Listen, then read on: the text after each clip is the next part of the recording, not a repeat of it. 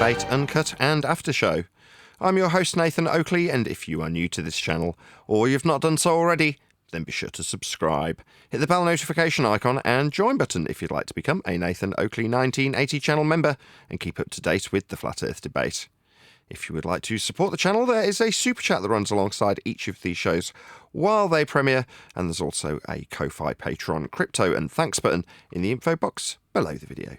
Speaking of Patreons, I'm going to do a quick shout out to all of you who do support me on Patreon. So, a massive shout of thanks and appreciation to Smith Tools and Purchase, Level Plain Poem, Vitali Z, Colton James, BG, Survive the Spin, FE Patriot, Thomas van der Zander, Gary Hughes, Measured Flat, Chris Wouters, Sea Level Cultist, Mitch Kennedy, Rod, The Name's Burley, Twadwazzle, Jason Hornsby, Christoph Fournier, Flat Earth Travolta, J Mel's 24, Unamento, M, Iron 26, Endless, Golden McKinnon, Retro Bill, Michael Kahn, John Kays, Patrick Gunnels, Banter, Hairy Blade, Mobile Mac 777, Rob W, Del West Watson, Unbelievable Productions, Blue Ridge Ranger, Abraham Mohammed, Skeptic 936, Texas Mike, Chow Yun Cat, David Wayne Foster, and Dank.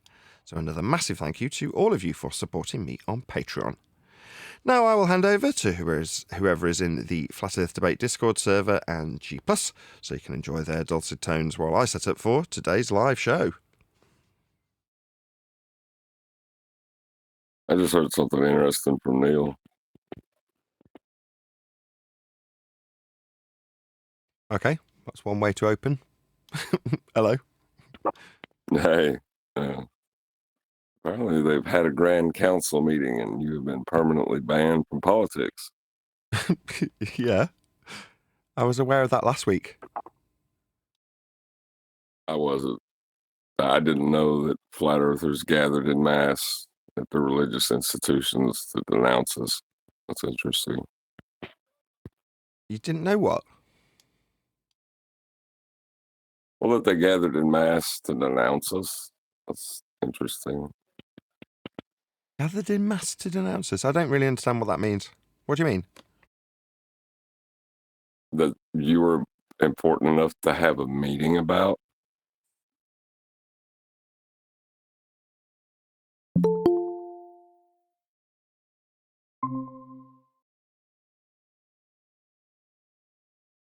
Neil? Yes. I don't understand what Refracted's telling me about gathering in mass, and can you talk to him and then maybe I'll be elucidated in terms of what he's talking about, because I still don't follow. He said that I've been banned, which I already knew. I've even put it in today's title. But he also said that I didn't realise they gathered in mass. Just chat it. I'm opening stuff while I'm having this conversation with you, John, so I don't follow. I'm slightly distracted. Are you talking about politics server? Yeah, they gathered in mass. Their mods prayed to whatever ritual they've created, and they decided that Nathan Oakley bad. Yep. You got it. I knew that the first time we entered in there. Most of them did not want us there. You got two people, AJ and freaking Jedi. That's it. That's the only ones that voted enough that did not vote for a perma ban. Everybody else, piece of craps.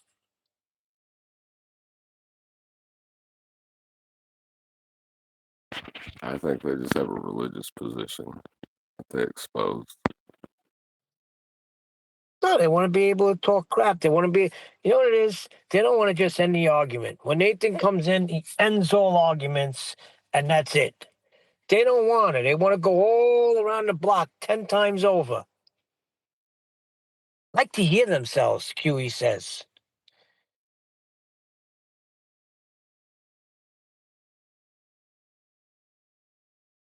I didn't hear. What let them end themselves? They like to hear themselves. They just like to hear themselves talk. Oh, yeah. I like to let them end themselves too, but I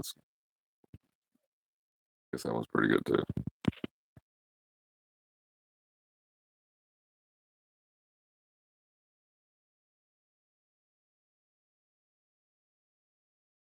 Look, I was telling Nathan the other day, the thing he's got in this book that nobody else has, and all the other flat Earth books, is a flat Earth proof. How Earth is measured flat. None of the other books say that. None of them.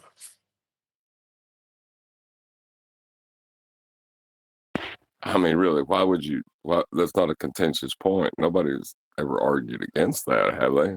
Except maybe flat earthers that are morons.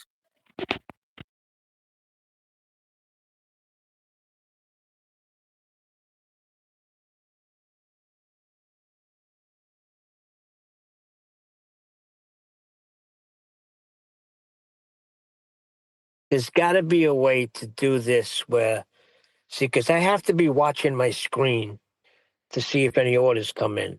But every time I got to come off mute, this whole thing has to come on the screen. Now, when I go off,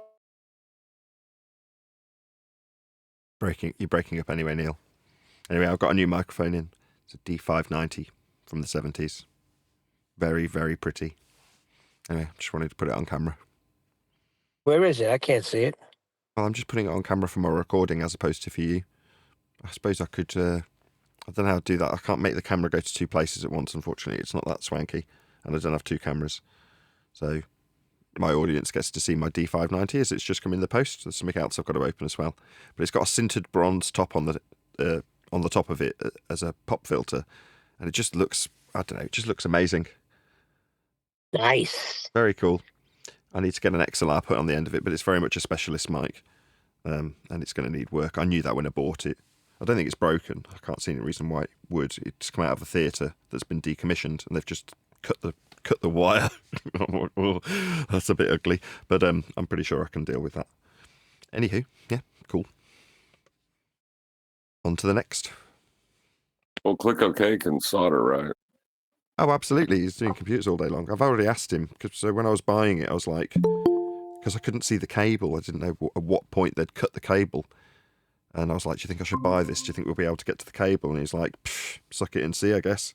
And then I happened to have asked the guy already when I was asking Craig, and he got back to me and showed me that there was easy access to the internal cabling to put an XLR, and I'm like, great. But that was after I'd already ordered it. And then some guy, but just by pure chance, a guy got in touch today, the same guy who got the Neil Young mic.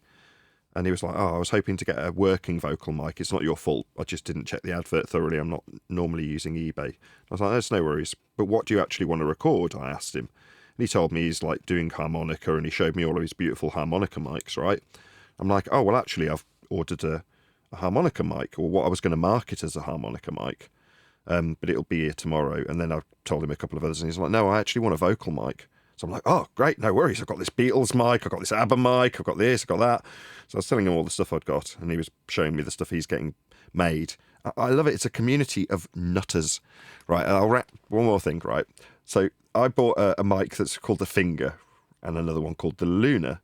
And that first one, the Luna, I loved. I thought it was great, but it just didn't quite do exactly what I wanted, and it was a bit too heavy, and there was a few things that set me on a journey of buying a couple of grand's worth of mics, ludicrous as it sounds. But the guy who sold it me, saw a mic that I put up for sale 20 minutes before the show started, literally 20 minutes before the show started today, and I got it, looked at what it was, put it on a video, described what it was, and spoke through it.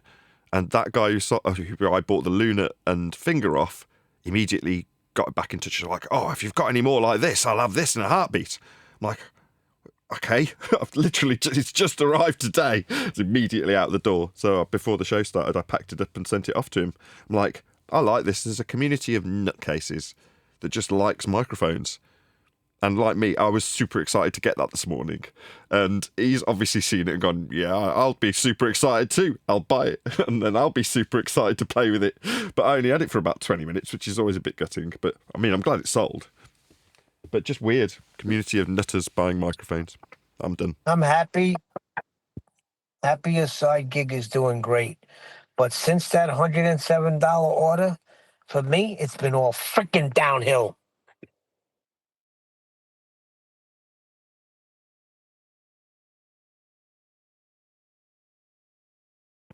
Neil, have you ever marketed yourself as the only person who can accurately level the surface?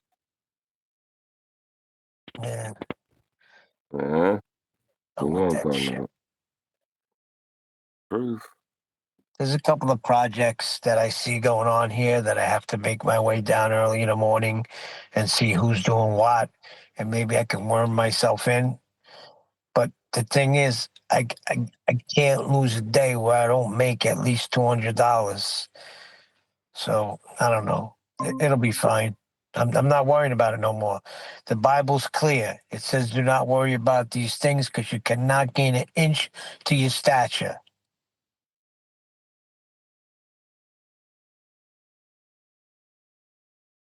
Neil, I'm just saying, as a flooring expert, you are the only person that I know that could give a accurate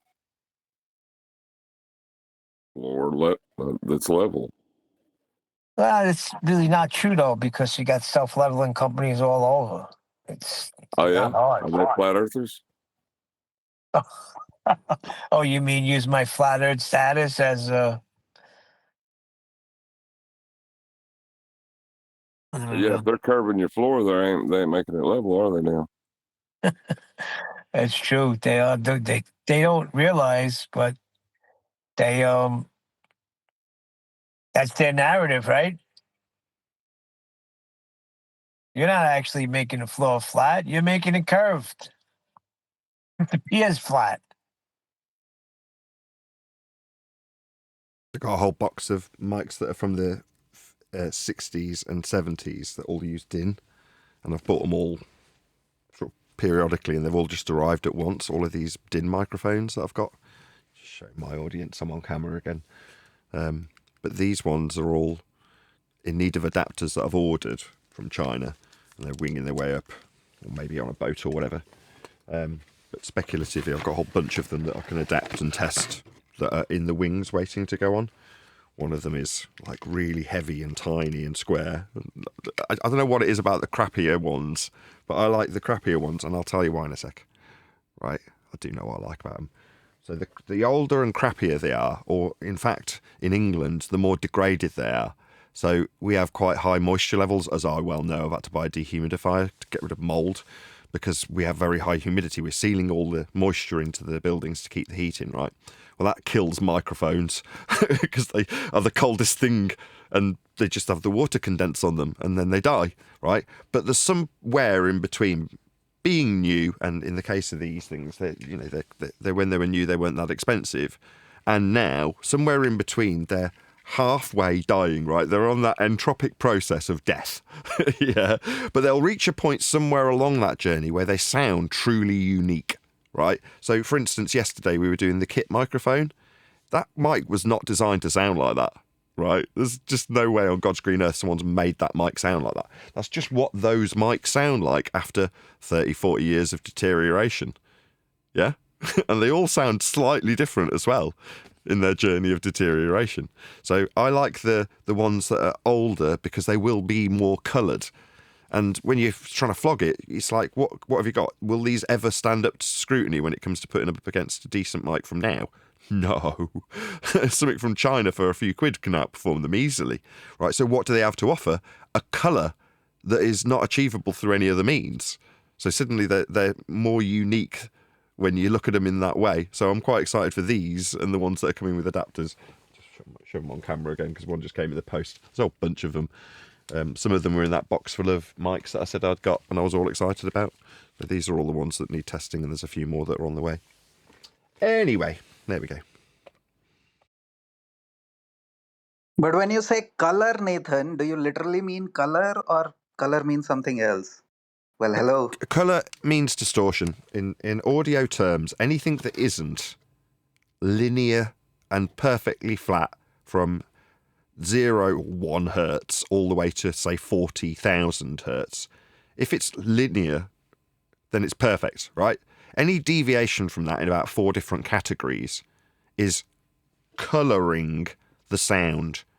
So it's a metaphorical way of describing a deviation from being perfect.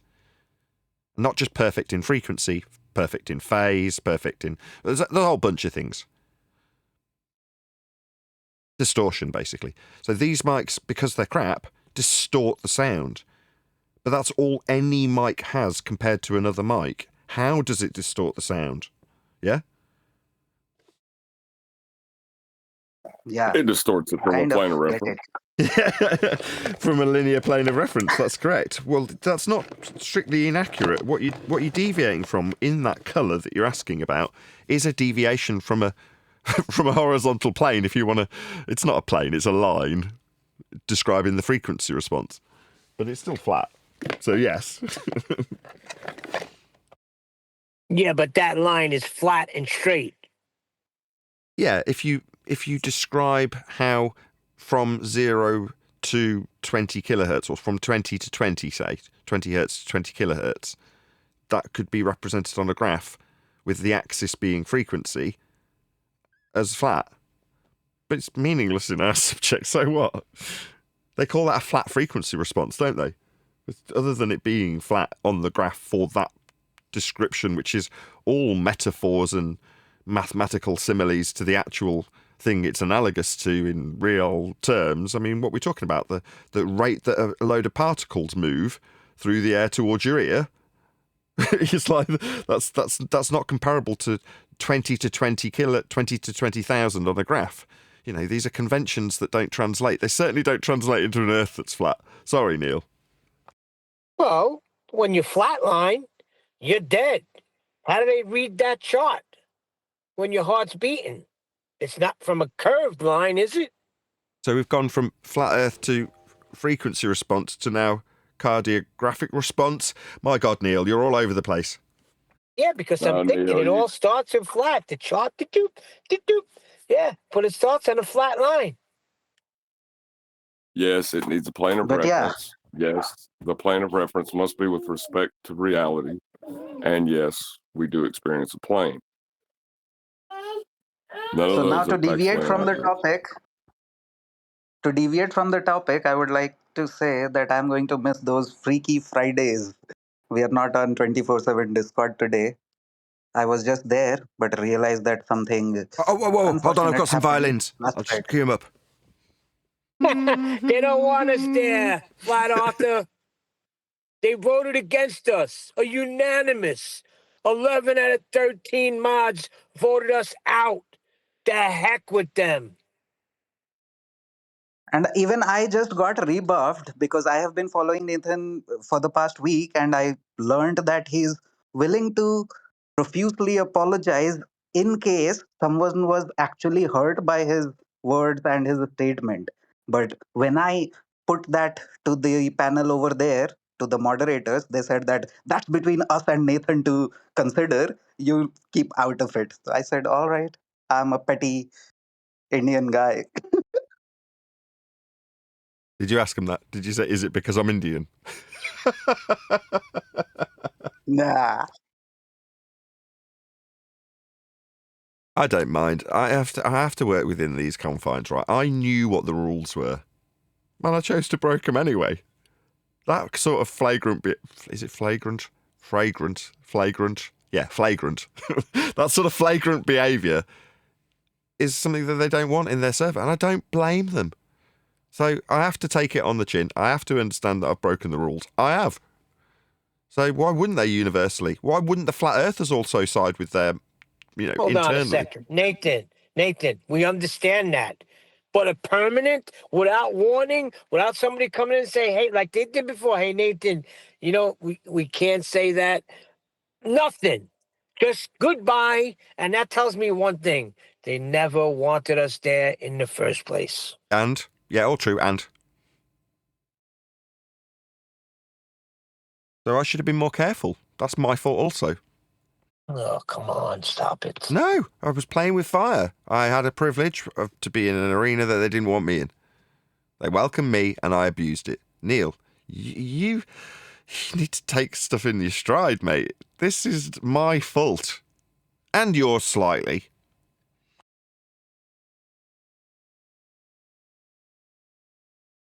We are at the top, and that's the problem for everybody else.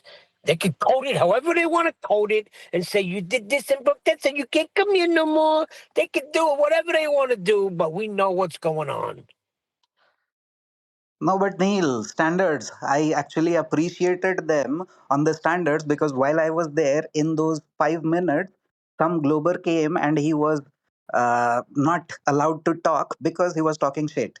And I appreciated them that you have the same standards, be it a flat earther or a globe earther, you are having the same standard. So I agree with Nathan once again after a few months. Last time I did, I went for some trouble, but this time also I agree with Nathan. Yes, he should try to keep his tongue in control in certain cases, in certain situations. That's perfectly fine to do. Nathan, Two if different Nathan is topics. willing to Not learn that Okay. permanently, skill, Hold though. on. You're Now, missing a that's point. good of him. yeah, they are. It's two different topics. The way that they handled Nathan, that's fine. And like you said, if that's a standard, that's a standard. Now point to another time it's been done.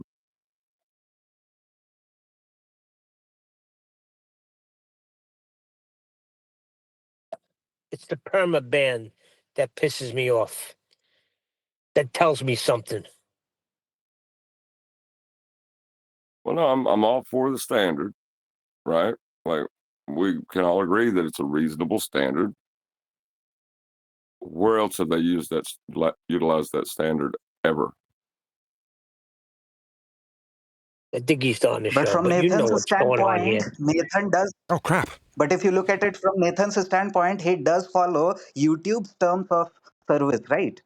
Whatever YouTube does not ask him to upload, he does not upload. So similarly, if I agree. Let's get it on. Good morning. So there's a little violin playing in the background as I say, we're not in politics today.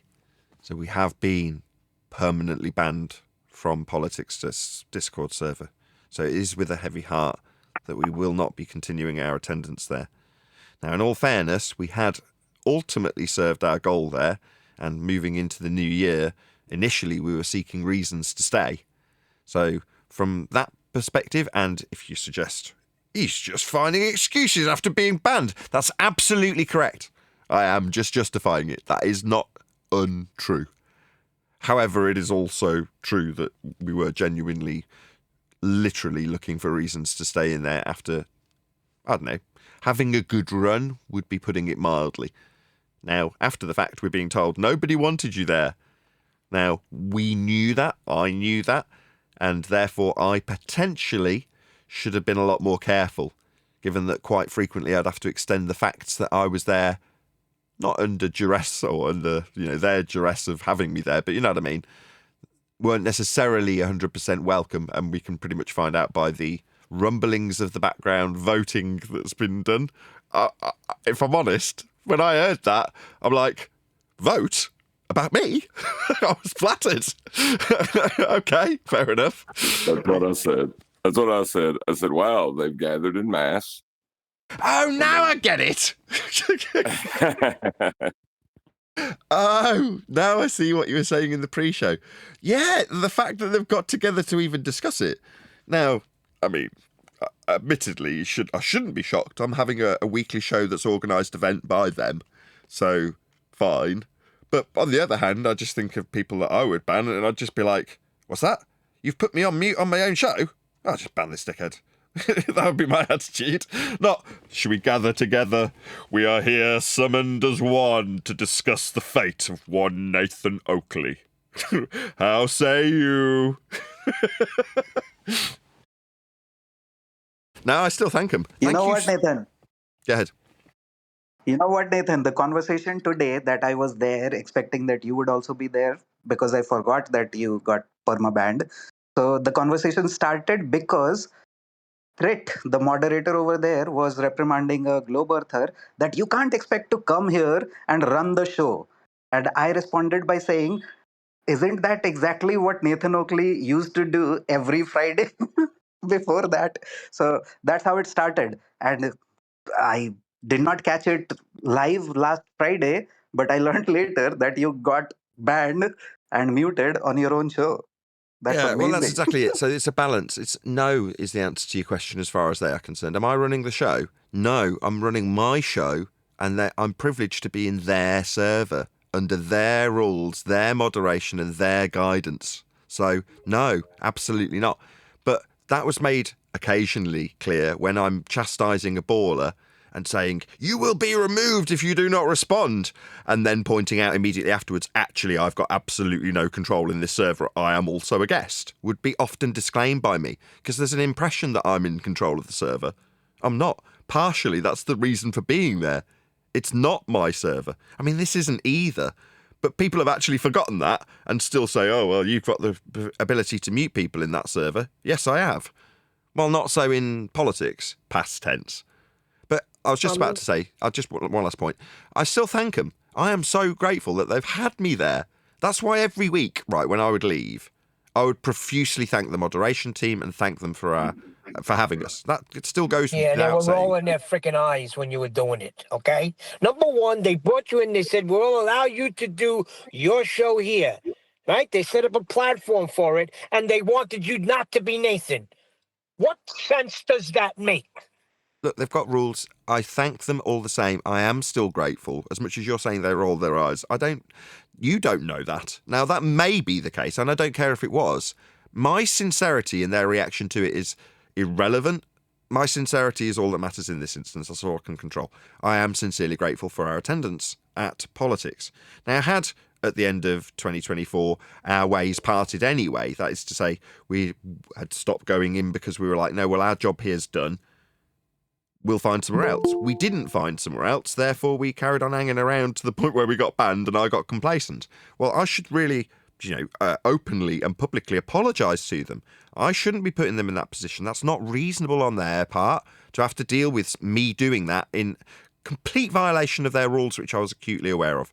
So I shouldn't have put them in that position. I should be the one apologising to them. Yet you're getting all frustrated like they've done something wrong, and they haven't.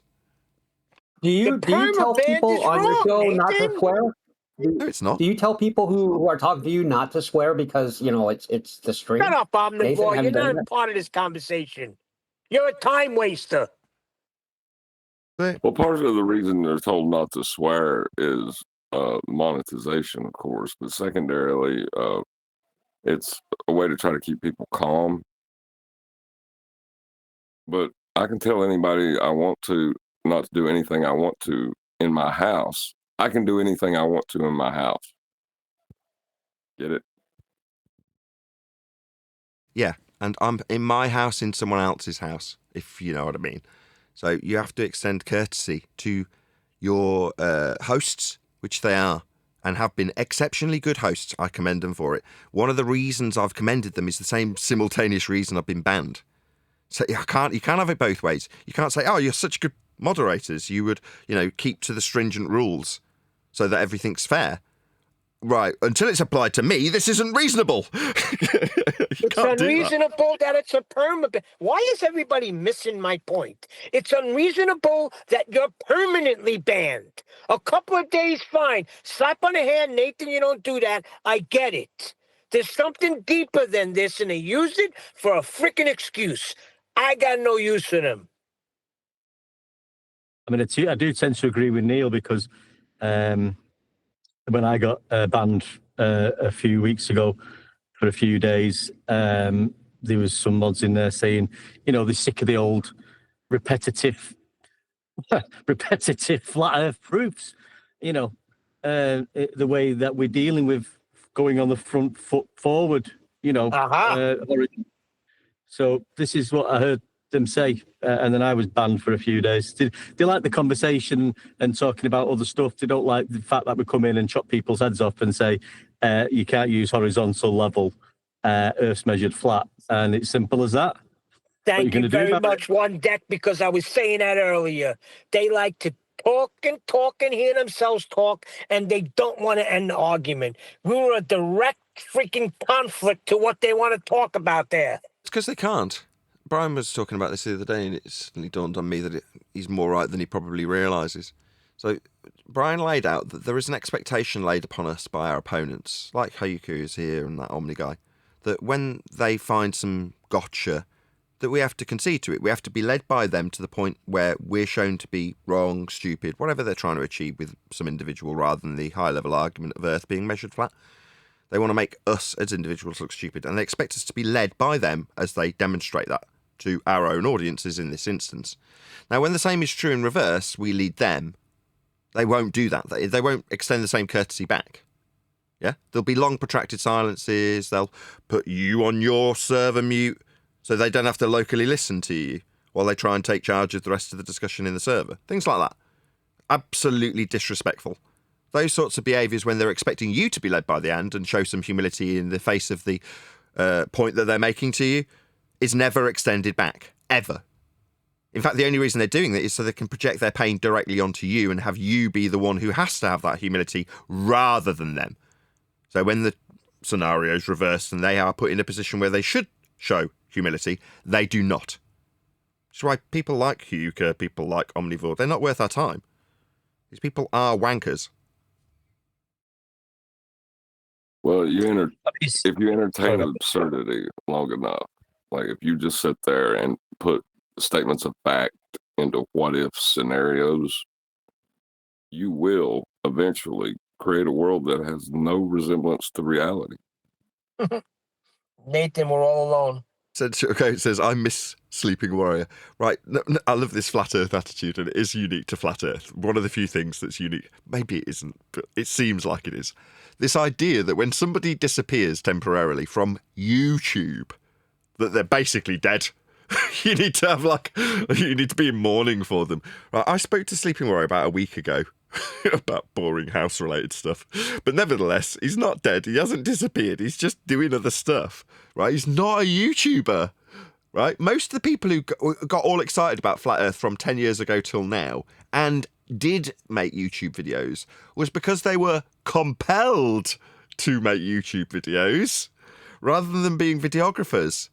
Now, obviously, they've found themselves foisted into a group that's called Flat Earth or Flat Earthers when they realise the awful truth that they've been, let's say, deceived. I was going to say deceived, but I can't think of another word quick enough. Yeah, deceived into believing they're on a ball. They find themselves united with a load of other crackpot idiots who are conspiratards for the most part. And therefore they're in that little group and their videography scrutinised by these other group that are scared to analyse the nature of Earth being flat, called anti-flat earthers, deemed by us. Well, that doesn't make them videographers. It doesn't mean they're going to be here making videos all day long, and their temporary engagement with the subject or YouTube itself doesn't mean we have to mourn their loss when they go, right? So Anthony happens to be a mate of mine, which means that quite frequently we'll fall out and argue and call each other dicks.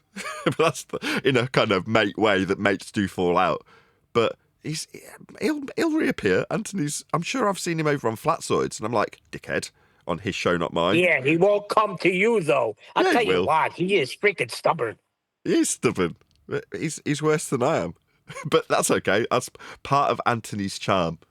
But that's not the point here. The point isn't to praise Anthony, right? Wasn't it Scally him charm. who was pointing out the problem with the flat Earth measurements? Because, the 24/7 guys, they are abandoning the 1 degree measurement to Polaris in 69 miles. Are you aware of that? And maybe that's why you cannot go there anymore, because they cannot have you say these things.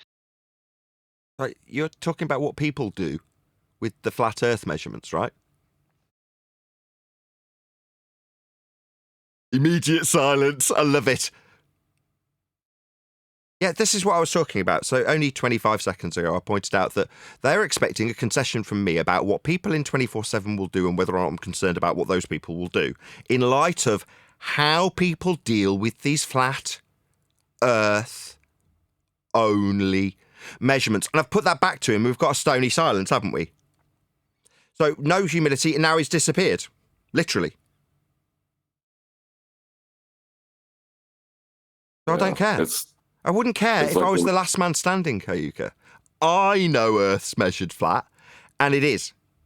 You're saying the people in politics or 24/7 politics don't like talking about flat Earth elevation angles? What's my concern going to be? I don't care. Wow, you nailed that one, Because Nathan. they say you have no observable data to back it. Oh, that's an empty, meaningless statement. I have no data to back what about what. What are you babbling about? Oh, when did you measure an angle? When did Yeah. you measure 69 miles? I didn't. What are you talking about?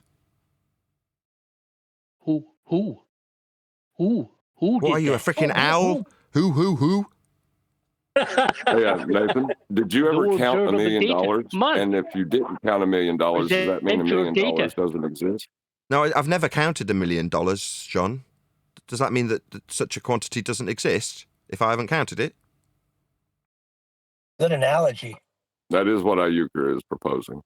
Yeah, it's idiotic. Same in terms of whether or not I concern myself with other people doing that. No, I don't care. I'll just explain that again to you as he asked. I'm polite enough to answer. I mean, he didn't answer me, did he? So I don't really understand why I would extend Hyuka any humility whatsoever. Let's just remove him from the discussion. He got from me what he was seeking, right? I answered him. I couldn't give two shiny shites what people in politics do with elevation angles that require a flat earth, like the ones on screen. Now, did I make this diagram or measure it? No, neither. Couldn't give a crap. Doesn't make any difference. Earth's measured flat with it. Do I care that people in politics? I've already explained this to this wanker. Why is my blood pressure raising? Because I'm dealing with a wanker. When I asked him about whether or not he's going to ask me about my concern about flat Earth only elevation angle measurements and whether or not people will be or won't be utilising them after the fact in politics, but I laboured that flat Earth only measurement bit and got silence. Zero humility. Yeah? Zero concession. But what, I'm supposed to be led by the hand about my concern for people over in the politics server who have banned me? No! Definitely not. I only concern myself with the overarching flat Earth elevation angle measurement as demonstrated on screen. From a navigation manual. I didn't make this. Who cares if I've done it? Earth's measured flat with it. And what's that? People aren't using it over in the server, they just banned it. Oh, well. If I was the last dude on Earth who knew this was just a flat Earth measurement, we'd still be measuring it. It's weird, isn't it? How you're just critiquing different flat Earth conversations, but they never come in with actual solid evidence of, listen, flat Earth idiots, the Earth's a globe, and this is how it's measured. This is the instruments that measured it. You're all fools. We don't get any of that, do we? We get personal attacks and personal suggestions and asking what I think about how other people utilise arguments, right? These people are lowbrow dickheads, yeah? Now, what he actually wants is a little I can show how you're stupid moment. But when we do show him how he's measuring a flat Earth, we get Jack back. Now, give and take, right? Hugh, I'm going to ban you. I've made it explicitly clear by moving you into a different room that I don't want you in here, right? What's he doing? Get lost. Now, when I ask you about the flat Earth elevation angle measurement that you're asking me about and how it would be a flat Earth only angle, if you give me total silence, why do I have to give him anything?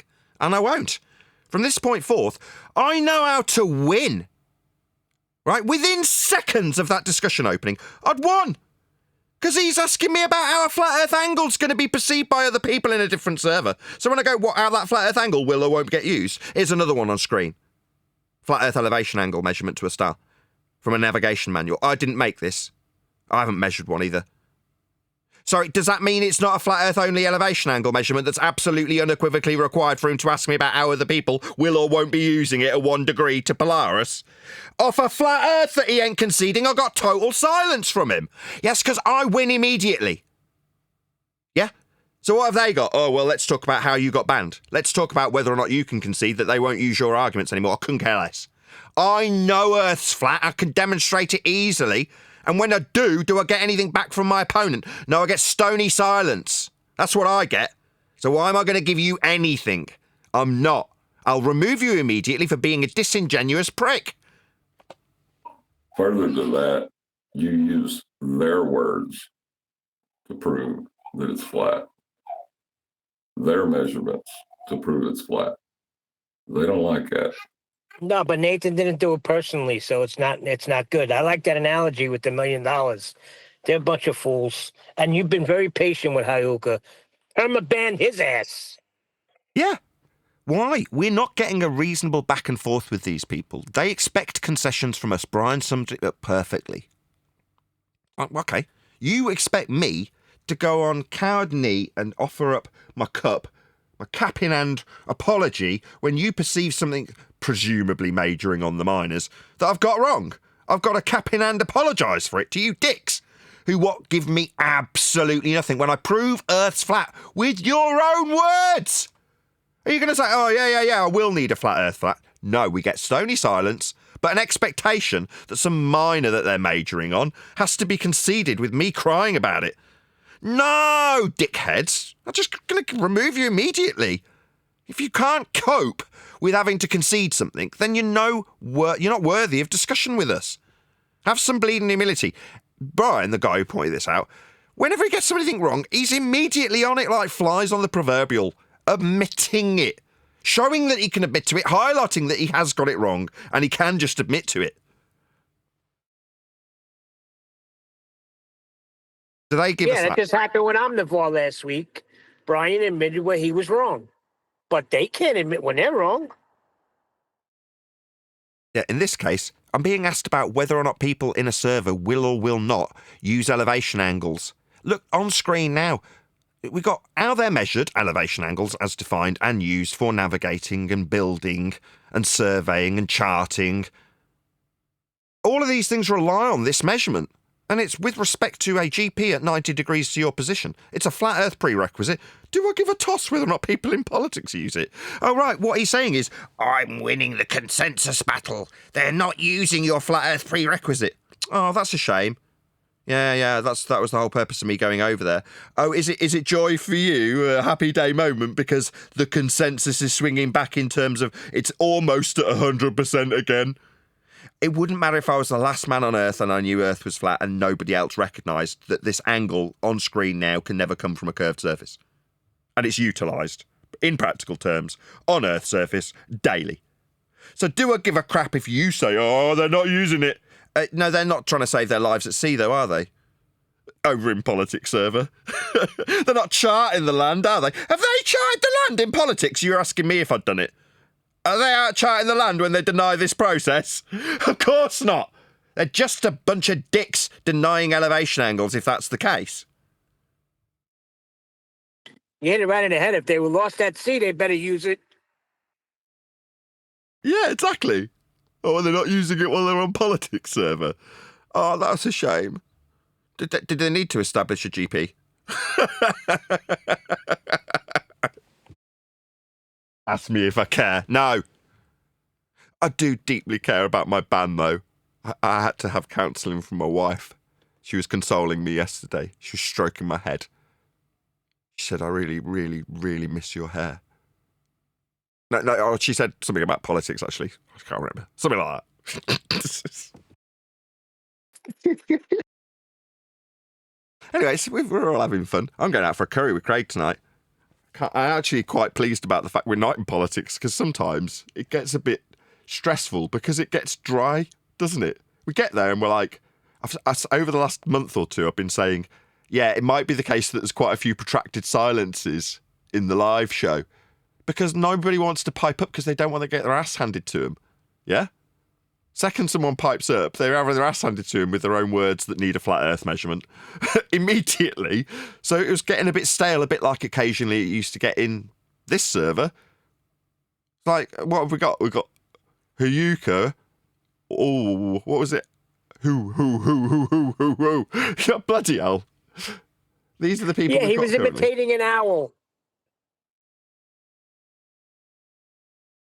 You know, any relationship is about give and take. So when it comes to our relationship with people like Hayuka or Omnivore, it's like, no, this is not going to be a one-way street where you seek concession from me and never give it in return. So, Brian, shout out to you. Brian's wise beyond his years, isn't he? And the thing is, right, when someone's like that... I agree. I totally agree. Yes.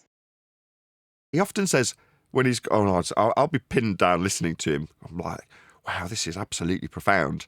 And then he'll round out his point and go, But maybe no one's listening. I probably don't know what the hell I'm babbling about. I'm just babbling away here. You're like, what?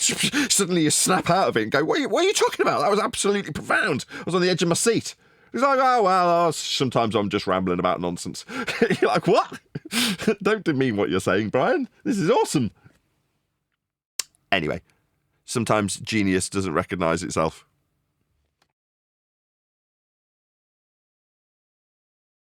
We do actually have some videos to cover today. We're at that point, about halfway through the live show, where we might actually cover some videos.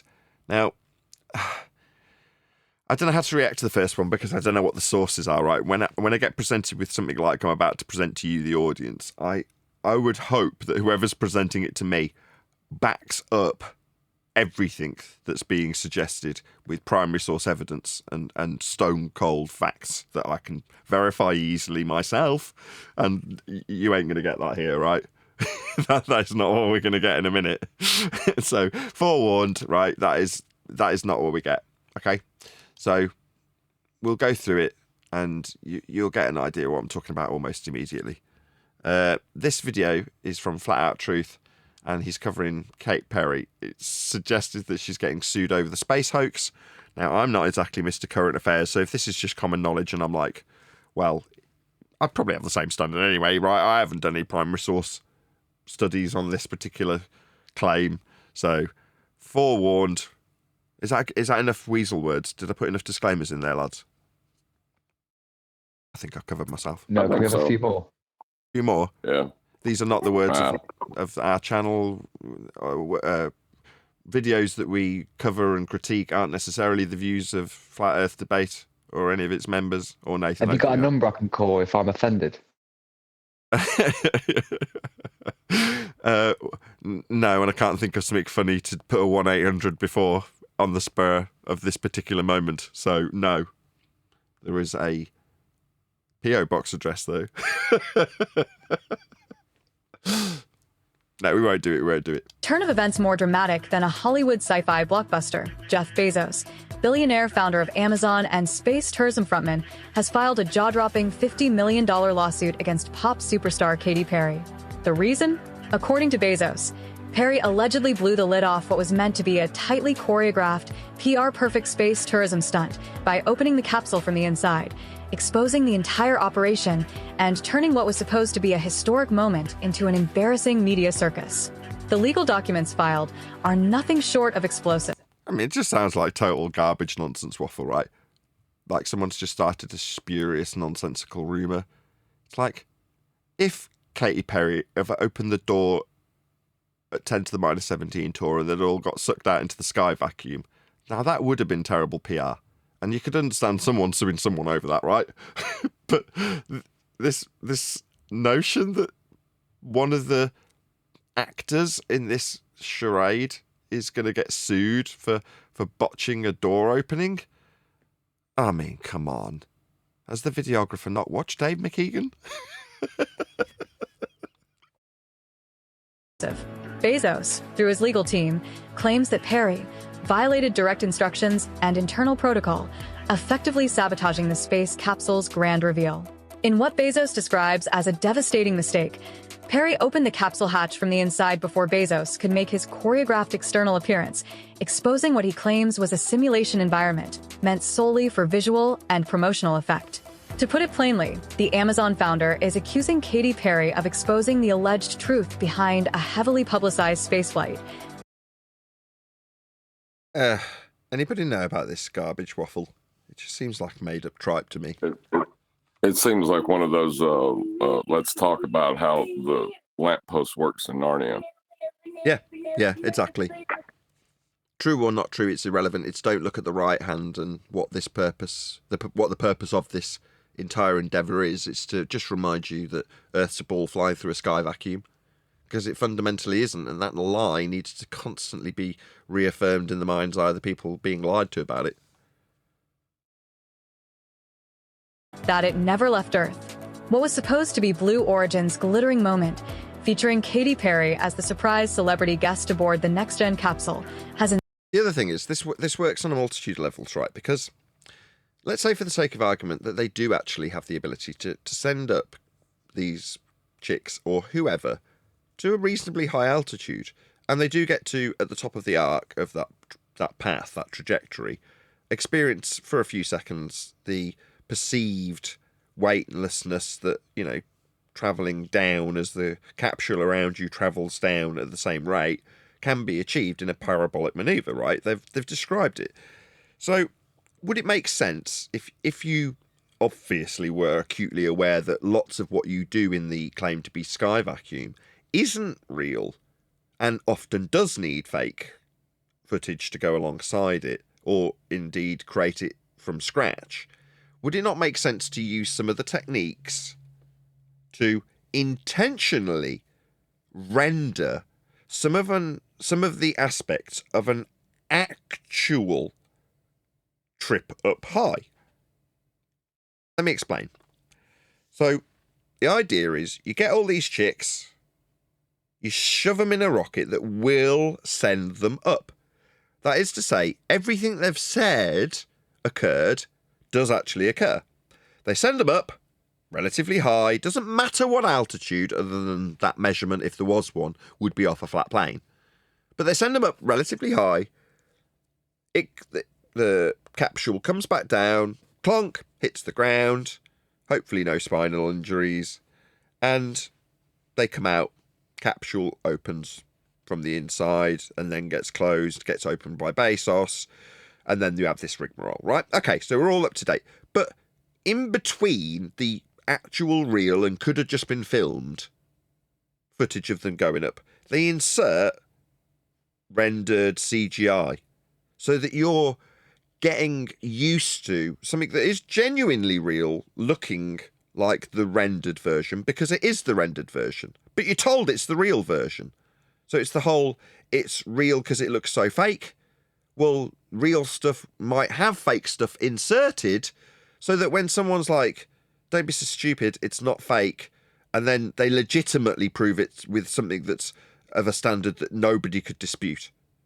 Yeah? So that would be my estimation, that you'd insert some fakery into stuff that you are really doing just to keep the expectation that much lower when you are at a higher stake, I would imagine, faking something else. You know, people are already used to seeing the rendered bit in between real images when there isn't any real necessary need to put in a rendered rocket going up, right? But do it, but still put it in anyway, so that you've got always, even when it's real, got a mix of real and fake. Anybody disagree? You made it, the explanation of why you're doing it is almost as convoluted as their description of what happened. All I'm saying is you do it for real, but then insert a bit of fakery in with the real stuff. Like it's the other way around when you're faking it. You fake it, but you also insert some real stuff in there too. Yeah? Make sense? Right. It's never 100% fake. Red. It's never 100% fake. It's never 100% real either. Instead spiraled into an all-out media frenzy. The stunt, meant to reinforce Bezos' space empire as not only revolutionary but also pop culture relevant. The other thing is, we've seen this play from this playbook occur every 10 years anyway, or every 20 years, probably. So Virgin and Jeff, what was his name? Richard Branson. Yeah, that was the last recycling of this way of doing it, wasn't it? Exactly the same thing. Last time they did it with those... 5 years ago. Yeah, but they just recycle stuff over and over and over again. Backfired in the most... Theo Megaworty says, grey ops. I've never heard that term before. Anybody heard that one? Grey ops? He says exactly, so he's agreeing with me and my description and saying that's grey ops, I would assume. Anybody familiar with that term? Thank you for the thank you for the super chat, Theo Megaworty. Go ahead, whoever that was. Never heard of grey ops. Me neither. It sounds like to put doubt in the mind instead of black ops, which is, you know, unknown, is to create doubt. Would be a gray ops. Most catastrophic fashion. Perry's simple action, Pushing the wrong button, or the right one depending on who you ask, has now triggered a war between two of the biggest names in their respective fields. No, it hasn't. According to insiders, the capsule was staged to appear. There we go. There it was. According to insiders.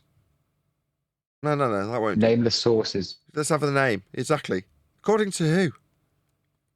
As though it had re-entered Earth's atmosphere after orbiting the planet. Bezos was supposed to dramatically. This is just peeing down your back, this. Just accept this. Just accept this nonsense waffle. Why? Sources. What sources? Behind the scenes sources. Well, what are they called? The ones that back our narrative. The ones that yeah. The anonymous ones. What the bloody hell is this garbage? Quickly opened the door from the outside, helping Perry out as cameras rolled and drones captured every second for a heavily produced live stream. Why didn't he bend her over and spank her immediately? I mean, she was there right then. Did he have it out with her? Or did he let her hold up her daisy? I'm pretty sure he let her hold up his daisy. So, you know, you'd have thought he'd have dealt with it there and then if he had an issue. Instead, the pop icon reported. He looks like he's smiling to me. Doesn't look very displeased to me. I mean, sources tell me. Insert made-up waffle here. I won't do it. Reportedly unlatched the inner handle and stepped out by herself, leaving technicians, PR handlers, and Bezos himself in complete disarray. The result? Media outlets and internet sleuths immediately began speculating. Sharp-eyed viewers noted that there was no re-entry scorch marks, no landing gear marks on the desert floor. This is the waffle that they want us to argue about. What do we call it? Feast of nonsense garbage. Yeah, Yes, it's like the moon landing. Yep. Right. Where are the powder burns on the moon from the rockets blasting off and the sand being kicked up on that must be tangible object that we've definitely gone through a vacuum to reach? That must be true. But let's talk about this other thing. Yeah. Very disappointing. And worse, there were background noises in the live stream that suggested they were in a soundstage. Noises? Don't talk noises. Timeline of this. Did one of them drop their keys where they were supposed to be in zero-G? Space flight was quickly dissected and doubted. In less than 24 hours, hashtags like #BezosGate and #SpaceHoax trended worldwide. Jeff Bezos. Yeah, it's that last little bit. So, where they're showing this little rocket going up. It's literally only 2 seconds we got of it. Gate and this. It just looked rendered. Now, there's a good chance that they did actually launch something and people saw it and they were watching a rocket go up. Now, when I last studied this 10 years ago, I came to the conclusion that there was nobody on any rockets going up to the sky. They're 1/3 scale models done with Disney-style perspective tricks to look like they're absolutely enormous. There's various rockets that they do physically make, but they're certainly not the ones they're launching. So, if they did the same for this, you know, they get on the ground to see a 1 scale model go up. Chicks do go up. They're just not going up in this particular method. They're going up by a different means to take all that footage with all their GoPros. And then this, what we're actually seeing on this little clip here, SpaceHoax trended worldwide. That has come straight out of a computer. I mean, it's just... Well, even if you granted all of it is true, can they be going to a place that gas doesn't fill? And can you have an elevation from a curve? No. I mean, this is another... I'm going through one hand's waving a handkerchief while the other one's picking your pocket, because that's what's basically happening here. The picking your pocket is them lying to you about sky vacuums. And the way they're doing it is by utilising flat earth measurements of things like heights. Shout out to Duncan McLeod. Let's just pop it on screen. Shout out to Duncan McLeod. They have balloons that look like space shuttles. Yeah, exactly. Thank you for the super chat, Duncan. Jeff Bezos, the man whose wealth and ambition have practically redefined 21st century capitalism, now finds himself on the defensive. His team argues that the exposure has not only hurt the credibility of Blue Origin, but also scared off investors, shaken corporate partnerships, and ignited what could be a Oh yeah, I'm sure Amazon are terribly, terribly concerned. long-term PR disaster.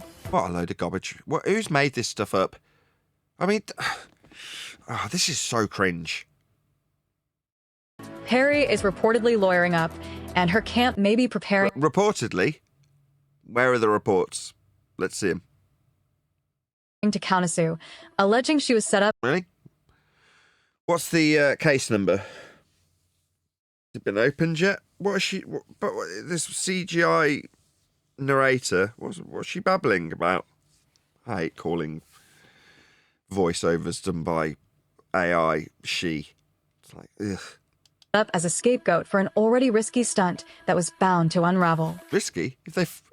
How can you have in your narrative that it was both fake and risky? What? Those two things aren't congruent. Insiders hint that Perry was uncomfortable with aspects of the mission, but was reassured repeatedly. What did she say? You got a picture of her talking while you talk. What gives? Oh, here's this flat-out truth. Did you make this up? That everything was under control. The irony is thick. A pop star unintentionally becomes the whistleblower on what may have been the most elaborate space PR fabrication in history. No, space is the most elaborate PR fabrication in history. Space is. Not Katy Perry opening a door at the wrong freaking time, if that's even true. According to one person close to the... Anybody actually heard Bezos go, yeah, they weren't meant to open that door? Has anybody actually heard him say that? Anybody? Anybody No, actually and this heard? sounds like... Go on. Negative. I was trying to say that this sounds like it's his scrambling to double down on what happened with sources that aren't sources and names that aren't names, and it's like him trying to double down on what happened, even though there's no proof of what happened. But there's already a narrative. There's a narrative that the door wasn't supposed to open. Says who? I mean, I watched that clip. When I first watched it, I saw it. And I didn't think anything of it. It's like, yeah, they're going to be a bit ceremonial.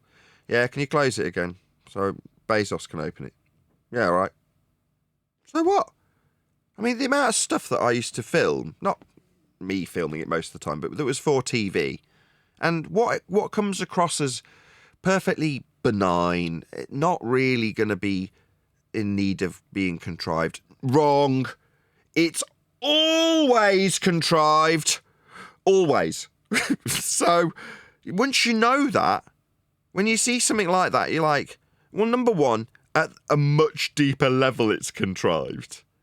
But just at the surface level that Bezos, who's not going to be completely in the know, right? Even if he's funny handshakes with every secret society under the sun, he's still never going to be fully in the know. For all I know, I'm more in the know than he is. He might still think there is actually a sky vacuum to send these chicks up to. I don't know where he's at. Yeah?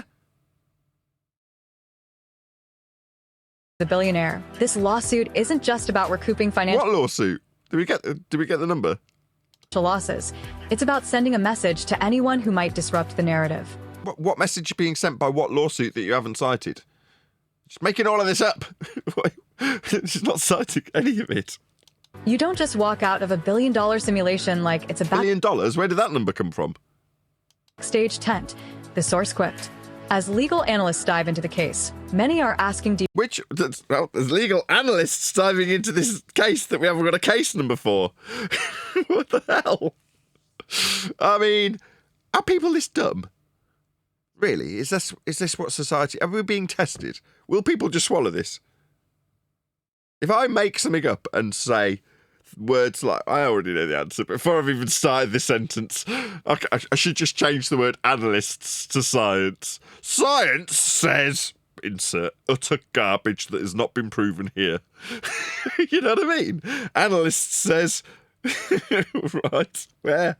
Who? deeper questions. If this was all truly a simulation, was the public misled? Were investors duped? Was it even legal to present a non-space flight as an actual mission? Yeah, that's the only real question. Non-space flight. What do you mean? There is no space. That's the nitty-gritty, though. So the overarching theme presented by this videographer, who's presumably touting himself as a flat earther, is that in this narrative, it's whether or not they pretended to go to space when they didn't go to space. Like, no. There isn't space. You know, even if they really wanted to and actually spent all the money, they're not going to go there. It's like saying, did they really go to Narnia?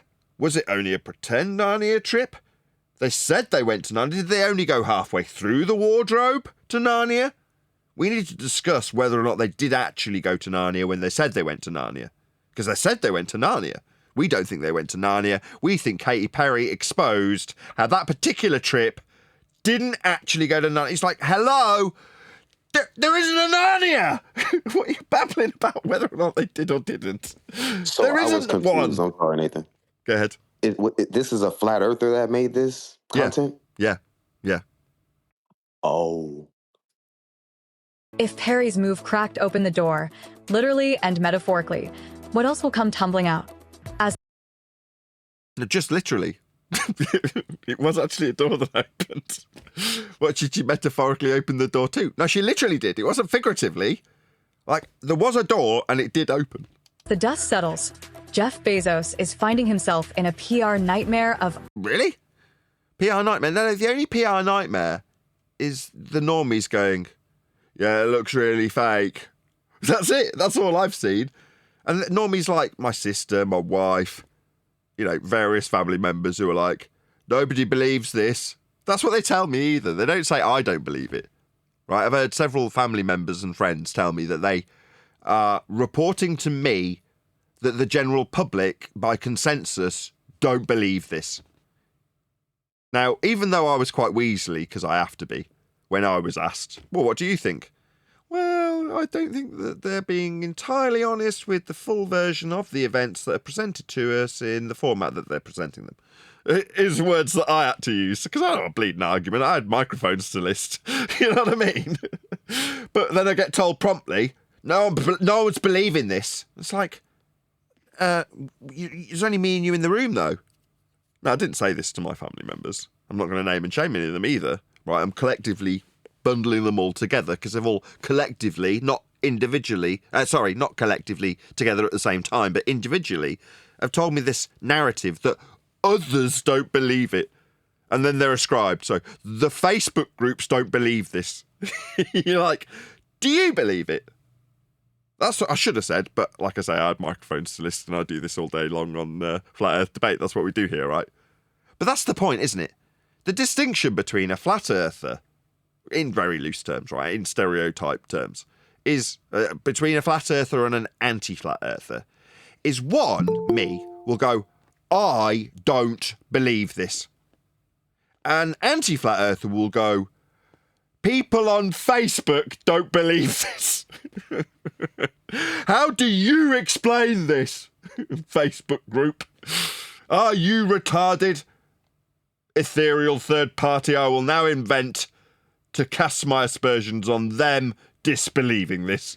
You know what I mean? Hey, you know, Nathan, it sounds like this video is a controlled opposition video.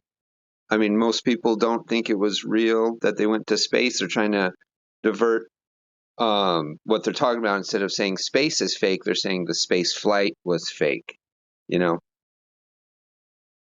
Yeah, exactly. So you can shake a handkerchief while they're picking your pocket, right? That's all that's happening. They're actually faking space. But if they can say, nah, Bezos didn't really go to space. They were doing it before it was even called out by the public as looking very fake. They would say, is the altitude actually technically space? You're like, yeah, that's what this game is. We'll debate whether or not he actually went to space. It's like, so whether or not they did or didn't go through the wardrobe to Narnia. They said they went to Narnia. But these pictures, that looks a lot like fake snow. I don't think they actually went to Narnia. Did they actually go to Narnia? They said they were going through the wardrobe, all the way through the wardrobe. But were they just taking some shots from like where the coats hang, but didn't actually really go through? Is that what really happened? It's like, no. What is really happening is what we talk about. There isn't a Narnia. Outer space is fake. There is no sky vacuum. So we got Space Gate. Space Door Gate, Sue Gate. All the gates, baby. Good morning, guys. Morning. Or Katy Perry. Katy Perry Gate. Personally, I find it it gets more amusing for me every day. Because like you were saying before, like the narrative of the people that believe it is that nobody believes it. It's kind of strange, but at the same time I completely understand because it looks like crap. But the mainstream narrative of this is all over the place and it's just too funny. Exactly. Agreed, 100%, Jerry. If people don't believe it, you've got to control what it is that they're perceived to not be believing. So in this case, well, we don't believe that Jeff took the girls to space when in reality there just isn't a space to go to. It's count the number of passes. Is that even the people who believe that they did go to space will say that they didn't really go to space. So the pushing of the space thing is kind of funny because the people who believe don't believe they went to space, and then most of the other people that believe in space don't believe they went to space either. So that's great. It's count the number of passes, right? Sorry, they're keeping it half true, right? They're saying they didn't go to space, which is true. They're just not saying the other half. Very clever. Yeah. Count the number of passes that the white team makes as opposed to the black team. Just keep counting those passes. Don't pay attention to the dancing bear in the background. Yeah, it's like the flat earther presenting a video isn't a flat earther. What dancing bear? The area that they claim gas is not filling. Oh.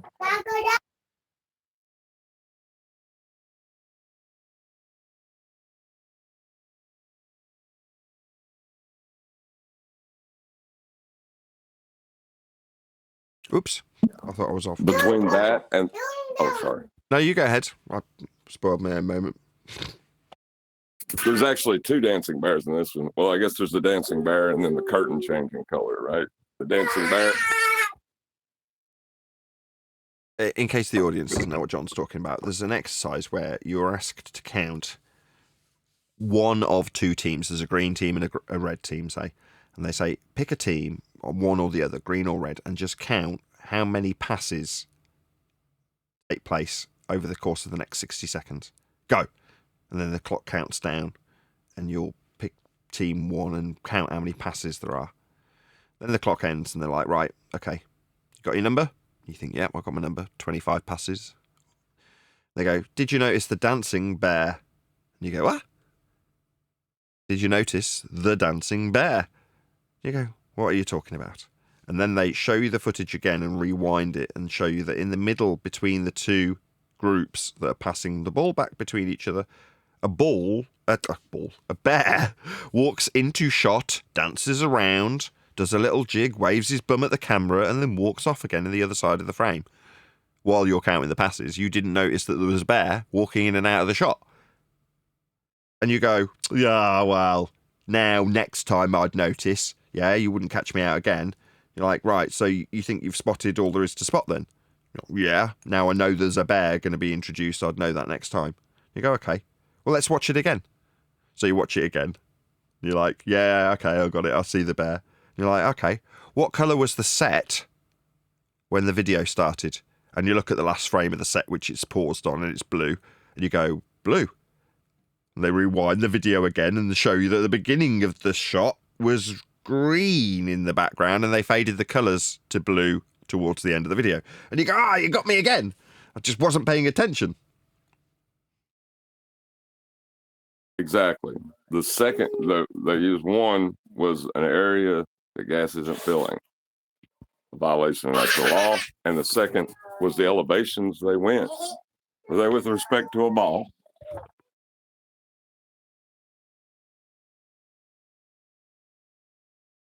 How far up is out?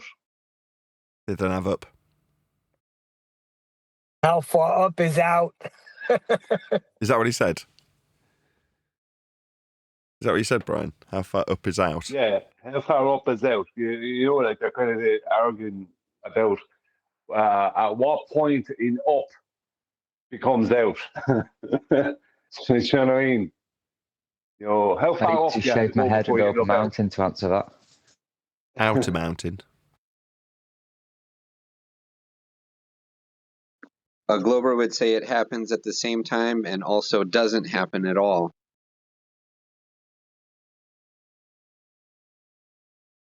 Yeah, right down your back. Right down your back. 108 people watching. Please share the show if you're enjoying the show. There's only 108 people watching because people share the show. Shout out to you, Unimento. Hope I say your name right each time I shout you out in the pre-show for your patronage. Thank you very much indeed for it. Don't often see you in the chat itself. Nice to see one of my patrons. But yeah, please share the show. It's only a couple of clicks, so smash that share button if you haven't done so already. Been a nice show. Interesting that the numbers are reasonably healthy, because typically, again, as we were talking about politics at the beginning of the show, we might as well round out by talking about it as well. The numbers for the politics were lower than all the other live shows.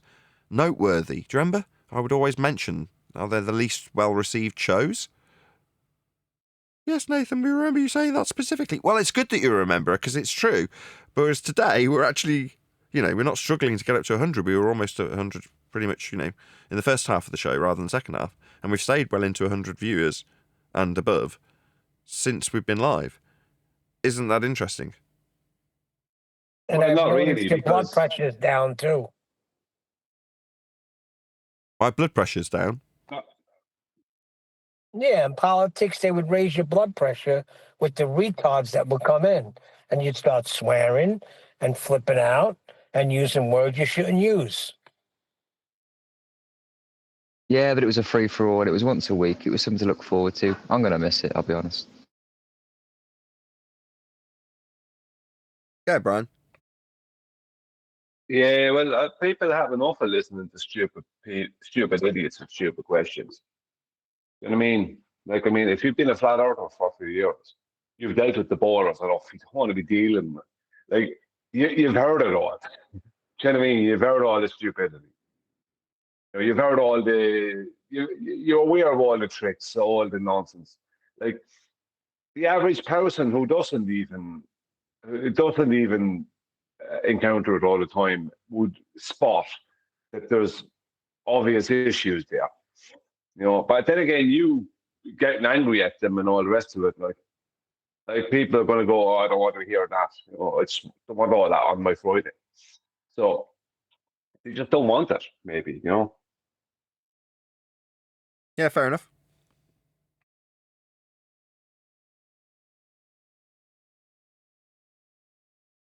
I'm going to round out shortly, unless there's anything else we want to add on this Katy Perry nonsense. I think this is probably going to be the last time we end up covering it. Is this a claim that she's suing Jeff Bezos? Yeah. Or the other way around. Jeff Bezos is suing her for scuppering the hoax. You're like, oh my God. Well, he can't really sue her for that, can he? If it was true.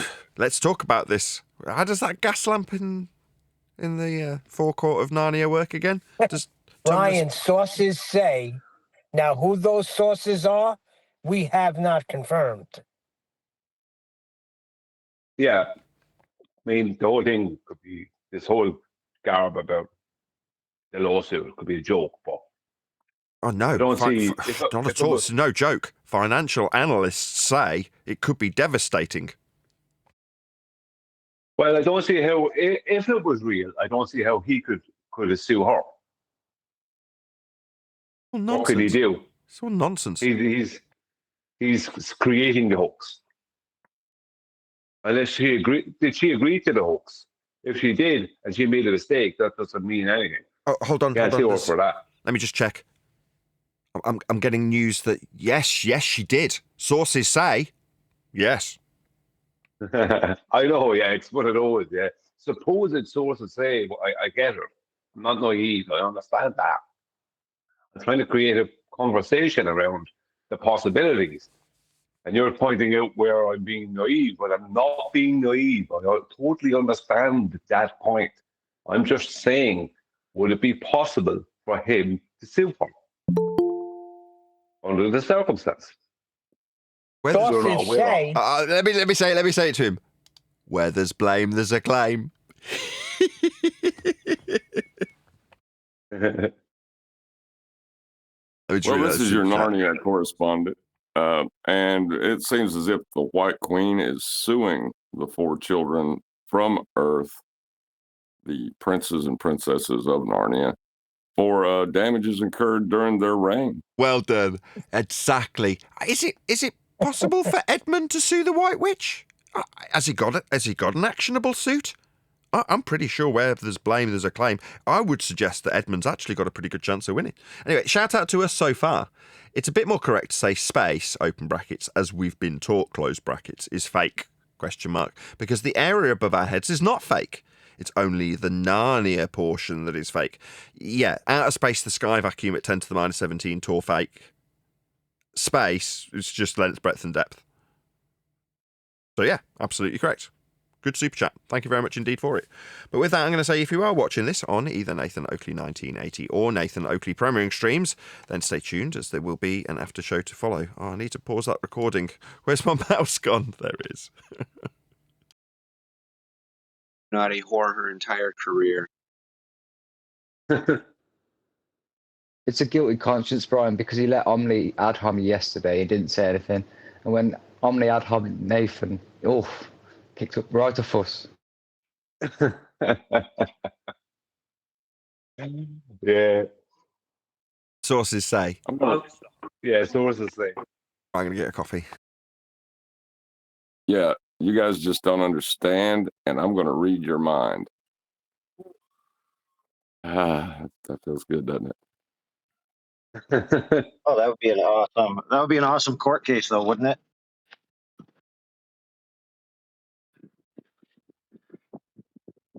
Which one? In what direction?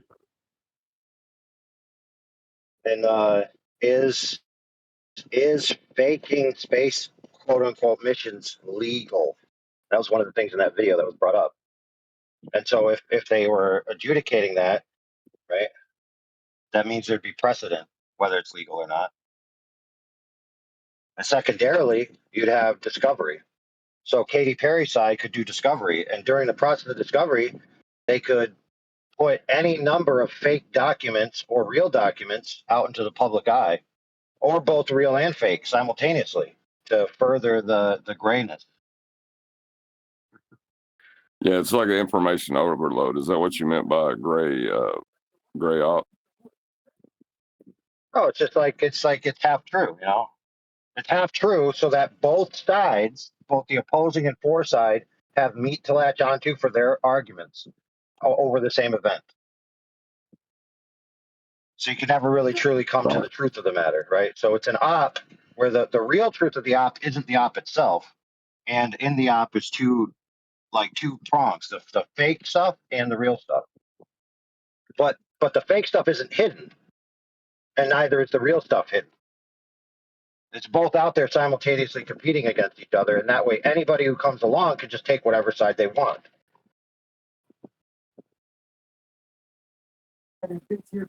That's an interesting term. Did you come up with gray op, or is that like an actual thing? Well, if I told you, it would probably be a gray op, wouldn't it? No. If you just give me the. If I told you I came up with it, how would you know? If I told you it already exists, how would you know? The answer is you couldn't. I wouldn't, but I would take that information on board and then I could look at it and see if it existed prior to you stating it.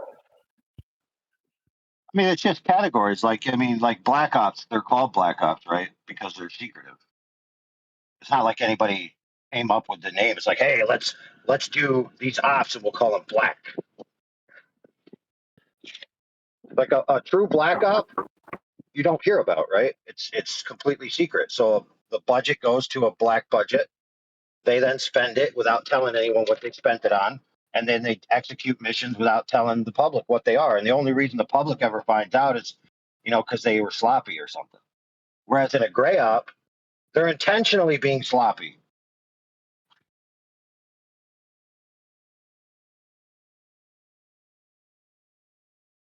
I think it converted to a gray op when the public backlash started realizing that it was, mostly fake. Well, Nathan hit it in the nail on the head. There's a plausible deniability on all sides. Every side involved has plausible deniability. Flat earthers have plausible deniability. Globe earthers have plausible deniability. Bezos does. Katy Perry does. The mainstream media does. The space is fake, like we've been told, but the Earth's still a globe do. Like everybody still has a dog in that fight. Nobody's been taken out of the race by this.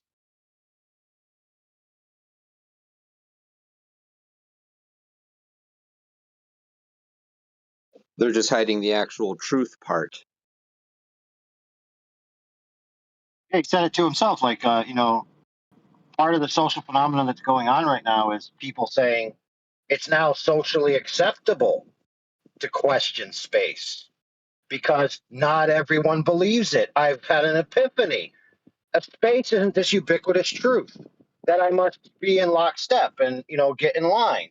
Now I can challenge it because the mainstream media told me I could.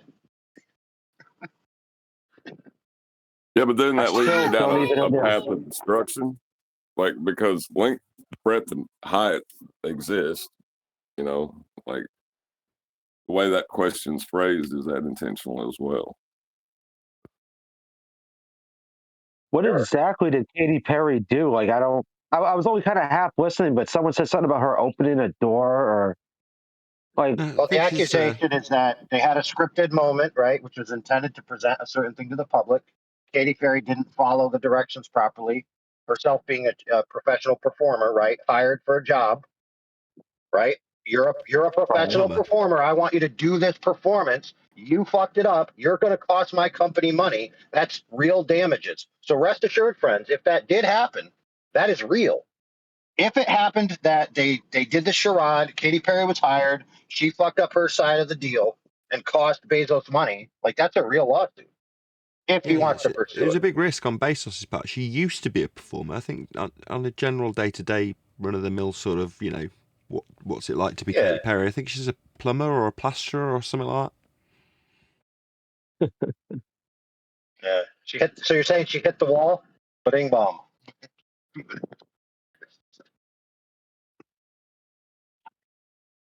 Like, was the spacecraft like supposedly going up in altitude or something, and like as it's going up, she like opens the door and like nothing happens and no one gets sucked out, or did she reveal? No, it was on the ground, dude. It was on the ground after the capsule allegedly landed, after allegedly having flied to space. They're supposed to be in this really staunch, rigid, sealed capsule where the door has magical buttons that only Bezos' big key can open. And he shows up to open it with his magical key. And lo and behold, she already knows the spell. She opens it. And they're like, oh, you screwed up. Please close the door again so that the man with the big ego complex can open the door and show everyone that he's the space messiah. Don't forget he had a tight shirt on, so that. Oh yeah, the nipples be hot, bro. Without the tight shirt. So can't carry the special key without the tight shirt. So in other words, opening up the space, like when the thing lands back on the ground, you can open it up just like it was a Toyota Corolla. You just click the lever and pop the door open, and that's it. Yeah. So what you're basically saying is while those retards were allegedly floating around, completely untrained, they could have been, hey, look at me swim! I'm swimming in space, and then they accidentally kick the lever, and they all die. Now that would have been actually awesome. Well, who was actually upset by her opening the door if everyone there at the filming had to be aware that this was a staged event. It doesn't make Right, any and then sense. you have the two-pronged deniability that it's of staged. yeah. So there's a two-pronged deniability of the opening of the door before Bezos opened the door was the script. That's what I think. I think her opening the door prior was part of it. It gives us something else to talk about, irrelevant to the subject. Yeah, like for example, if I was a TikTok conspiratard, I could say Katy Perry is actually a flat earther trying to attack the Illuminati by purposefully busting up Bezos's plan. Right? Like anybody can weave a story about what happened. I thought that's what flat earthers What would some of do, the actually. commenters were saying. Well, I was just on a video. I was just because I like I said, I've been busy this morning, so I was only half listening. I didn't know about. I mean, I know Katy Perry went up like a couple days ago, but that's as far as I knew about what I just kind of heard in the background. And so the thing lands and she just popped the door open. That's right. So in other Right, words, so then, a Ford Explorer with child safety locks is more secure than the landing yes, craft. Okay. exactly. And now here's the thing: plenty of normie channels who are borderline into, like, let's just call it the conspiracy world, for lack of a better term, are really highlighting this. It's like, why is this so retardedly fake looking? Why is there so much stupid drama about this? So now normies have this on their mind, and during that time, they're going to be, let's just call it, susceptible to new ideas. So some flat earthers are going to talk to them, some electric universes are going to talk to them, et cetera, et cetera. Robertson Genesis dudes are going to talk to them, and so all these normies are going to be teachable at this moment. But at the same time, because there's so much plausible deniability, they can just deny it all. So here's the point: there's a very big anti-moon landing Facebook group. That in the Facebook group, when you join, it says we don't talk about flat Earth here. If you talk about flat Earth, you get banned immediately. So they believe the Earth is a globe, but the moon missions are fake, completely fake. But here's another thing to think about: if they stage the moon landing and everything in the heliocentric model that they believe in is real, right? Staging the moon landing wouldn't change any of that. Now, it might change something like, oh, they talk about the Van Allen belts a lot. So they're like, oh, the reason is this radiation belt nobody can pass through. It has nothing to do with space. It has nothing to do with the Earth being flat. It's just the radiation belts. But here's another option that some of these dudes actually believe in, is that it's entirely possible that everything that was put out to the public about the moon mission is just pure propaganda with very little bit of truth in it. And they actually went to the moon completely as a black op. So they had a black op. Everything they did going to the moon, nothing was released, completely top secret. And then they put out this propaganda on the side, right? So if you notice there, like, every camp can rest their hat on one of those hooks. Yeah. What about the people that assert Just that like the just area that they claim to traverse can't exist, or we'd all be dead? What about those people? Yeah, you could rest your hat on that hook. The hook is that the moon landings were fake. So if the moon landings were fake, they're fake. The reason why they're fake is a different argument. Yeah. But I didn't say that. Like the Alex Jones argument. They faked it because there was really aliens up there and they have a secret base and da-da-da-da-da. Yeah. Yeah, look, we always got to keep in the back of our minds, too, that saying it's impossible to travel to the moon. Like, can you bear the burden of that claim? Like, seriously, think about it. Reflect in your mind. Say this claim out loud. Yeah. It's impossible to travel to the moon. On what grounds? Based on, certain people argue it based on the grounds that if there's a vacuum between here and the moon. Notice how you caveated it between something different than just traveling distance from one location to another. You said because they're traveling through this, that makes it impossible. Well, what if the scenario between here and the moon is different than that? How would you know? You wouldn't. Well, that's the thing. I didn't say that. I said that the area that they claim to traverse to get to the moon can't exist, or we wouldn't have air to breathe. Fair. Well, the first caveat would be if someone wants to claim they did or they didn't travel to the moon, is they'd have to be able to support what the moon is. You'd have to be able to absolutely support that the moon is a solid that you could go to and land upon to say that you went there, or that it isn't a solid. Oh no, that no, can you land wouldn't. upon. No, you wouldn't. Yeah. Well, if you said that you can't travel to the moon, would you not be able to? Would you not then have to prove that it's somewhere that you can't travel to? No, so for example, that it's not a you place could that fake. you can actually go to and land on. You could fake landing on the moon, present that to the public, and you could simultaneously actually travel to the quote unquote moon and discover that the moon is like some kind of phased plasmoid, right? Where if you go near it, it'll literally vaporize your vessel because you send the probe, it gets vaporized, right? So there's like many, if not near infinite permutations of possibilities when it comes to this. And that's why it's like, it's pure speculation and everybody can make up a story about it. Yeah, but there's a problem. The travel is my problem. The area that they're claiming to traverse. Yeah.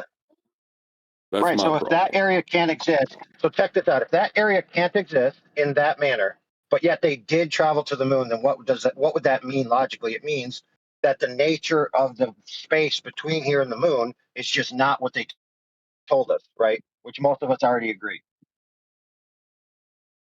My point was that you would have to prove, if you were saying, like you say, a plasmoid, but that would mean it would be a something that would have, I'm going to use Arwen's vernacular, it would have a coordinates then in the sky that you could rely on, that you could go to. But if it's like the horizon, a place you can never reach, no matter how far you go, then you'd have to say it's impossible to go there because you'll never get to the horizon. Yeah, absolutely. So when I go to the moon, I'll tell you what it is, and when you go to the moon, you can tell me what it is. And until then, we're both left with the same equality, which neither of us know to make definitive claims. Right, my problem is proven that when we thrusters go do not to, work in a vacuum. right, my problem is when we go to this place, right? It isn't this place I have the problem with. It's the area you're claiming to traverse. If it were real, we couldn't breathe. There would be no air on Earth. Well, that's fine. So the atmosphere wanes, right? And they say the atmosphere goes all the way to the moon. Problem solved. Now what? Yeah, but see, that would be my issue with it. My issue with the whole thing is that not that there couldn't be some kind of a vacuum, because there is a low-grade vacuum in the sky. It's that their claim is there's an uncontained vacuum, that we have gas pressure, temperature, and vacuum completely uncontained via solid means. That's the issue. That's the only argument I would make on it. Yeah, that's fine, and that serves that point, right? But the two propositions, you can't go to the moon, and this about the nature of gas pressure uncontained, like those are two different arguments. Yeah, that's what I was trying to point out, that, you know, arguing about a thing in the sky and whether you can or cannot stand on it is not addressing the point that we make here.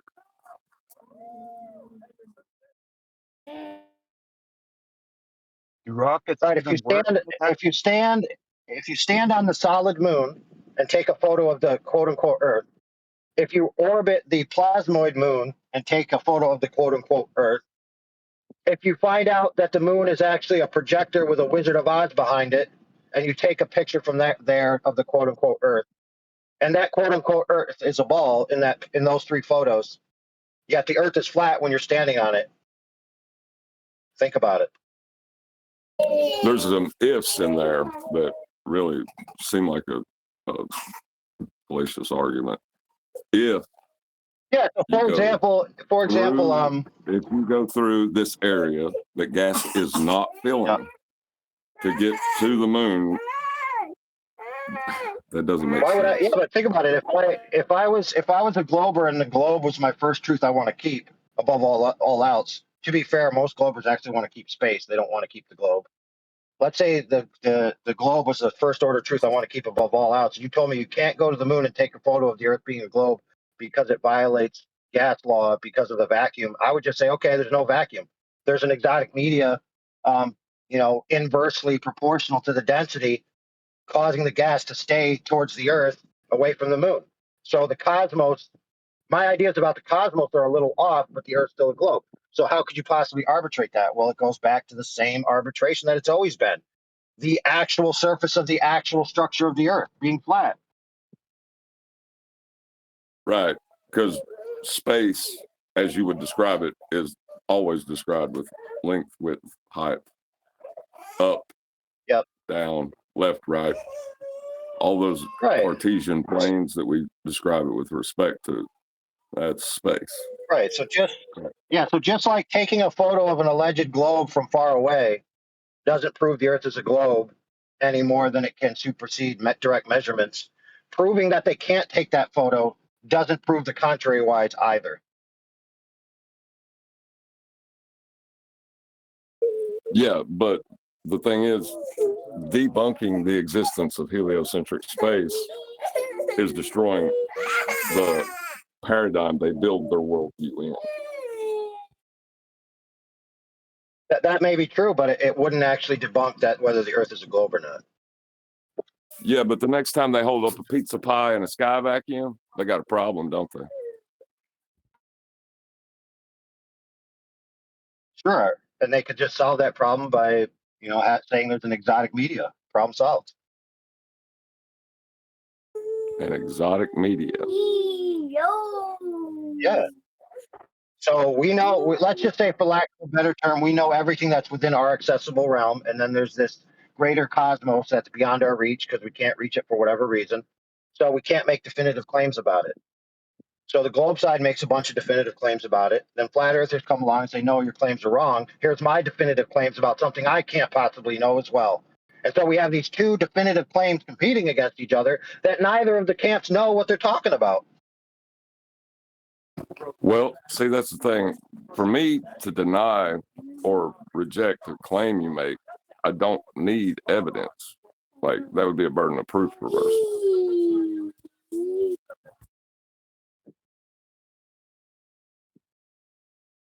Yeah, that's fair. But at the same moment, you could say, I reject that claim, but rejecting someone's claim doesn't prove their claim false.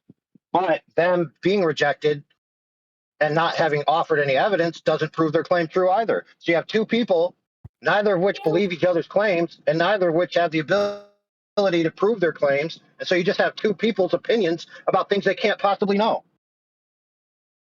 Wouldn't that be shifting the goalposts?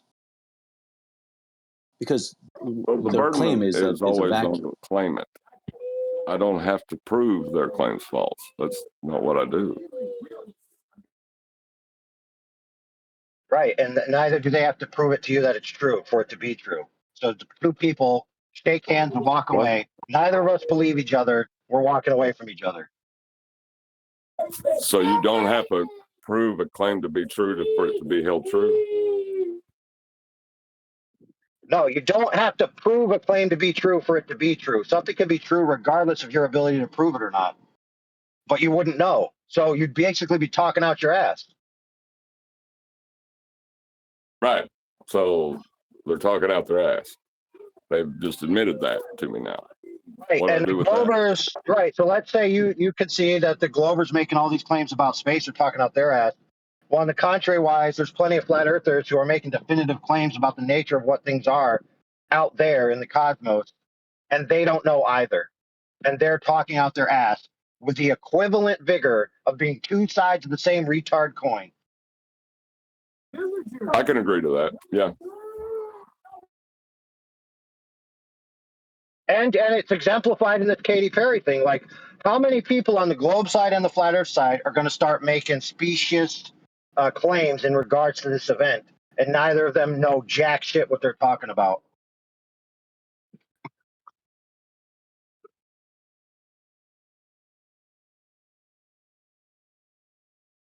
most of it's going to be speculation, right? But people are going to make camps and they're going to say, hey, this is what happened.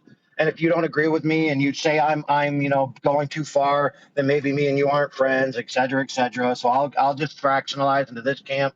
You'll fractionalize into that camp. Yada, yada, yada. But we all got to pay our taxes and go to work. So we'll still be good citizens, but we'll just have differing beliefs about the nature of the cosmos. Same as it's always been.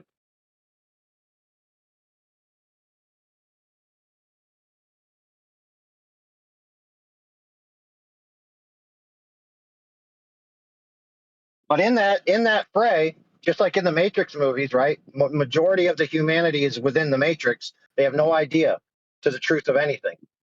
And then there's a few people who are allowed to be free by the system, right? They're even encouraged. They're even planned. Now, rest assured, they are free in a certain sense, but they're still operating within that system. And so, like, there's like maybe 1%, right, in any of these shifts who actually really know what's going on. Everybody else is just completely, regardless if they change their paradigm from one to another, the new paradigm that they arrived at, they're still as much sheep as they were with the one they left. AI spot on.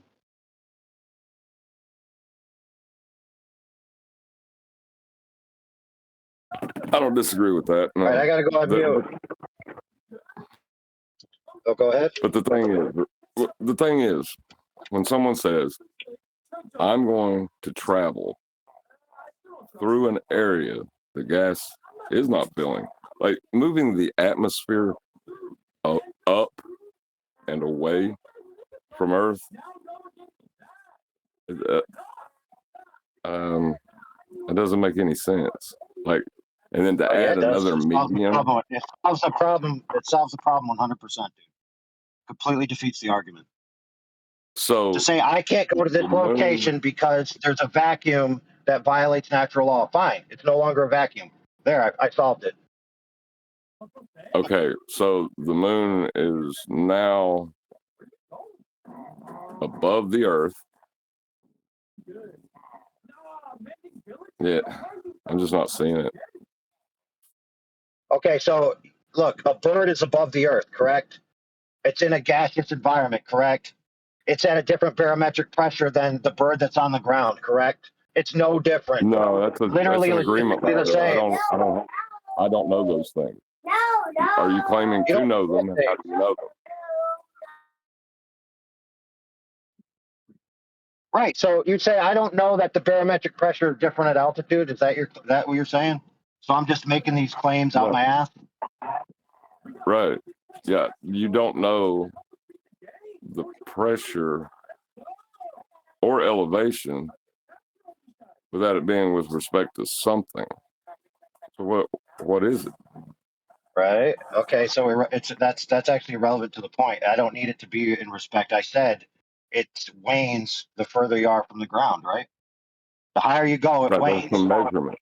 That's a measurement, though, of pressure or height. Right. Right. And that where you're going with that has nothing to do with the moon. For it to be a measurement of something, right, it has to reference reality. It has to be with respect to something. That's fair. So yeah, that's fair. So what are you trying to pigeonhole into this conversation? Just get to it. Save everyone the time. I'm not. I've just asked you what you're talking about your measurements being with respect to. He's trying to, but you're off mute, nodding along.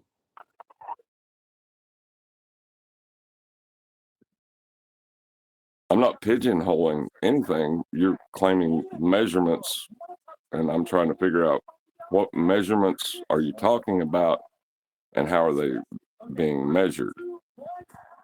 Yeah, altitude. When you get further away from the surface of the Earth, going up, that's called going up high, altitude up. I mean, sea level?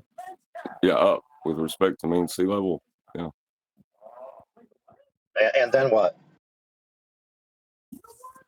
I don't really need anything else if the entire context. What do you mean? Yeah, but think about it. We're talking about the nature of the environment between here and the moon, and you say I don't need anything else because I can just say sea level. So now where are we left with?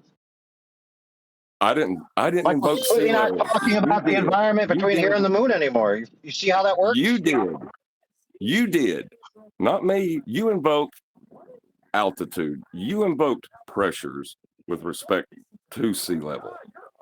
That's not me. Right. Don't put that on me. Okay, so now that we've established that, and then right? you So want to now, have an yeah, argument perfect. about. Perfect. Now that we've established that, all that being equal and true, and we both agree and concede to all those points, does that mean it's impossible to travel to the moon? The answer is no, it doesn't. No, but it does mean that every description you're going to give of a heliocentric space will be with respect to a flat Earth. That's a bit contradictory, you would think, wouldn't it?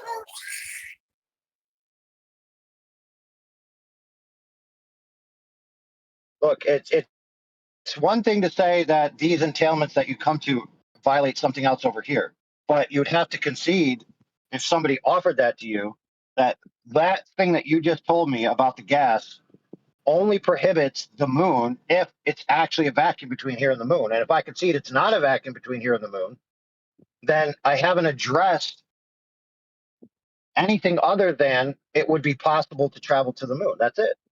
And if somebody's arguing with you about being possible to travel to the moon, and that's their only point, right, then that's what you'd have to concede with them. That's like, yeah, under those conditions, it would be possible. Well, no, you wouldn't have to concede that. You would have to point out that that is not the religious rhetoric they're supposed to hold. They're told the Kármán line is the end of gas pressure. Yeah, and then they would tell you, I just don't care. I don't care what the mainstream says. I don't have to. I don't have to go lockstep with the mainstream. I can have my own beliefs. So now, how are you going to solve that? Right? Yeah, you can hold your own beliefs, but who are you at that point? Okay, so yeah, you're no nobody longer gives a shit about anybody's own beliefs. You're either going to stick with the rhetoric because nobody cares about one man's beliefs. Well, that's the problem. Well, that's fine. Guess who does care about it, Neil? That person, that individual cares about it. So if you say, I don't care about your individual beliefs, what are you telling them? You're telling them, I don't care about you. Stick with the rhetoric. I deal with this with my son all the time. I don't stand by what they say there. Well, then too bad. You're just one man.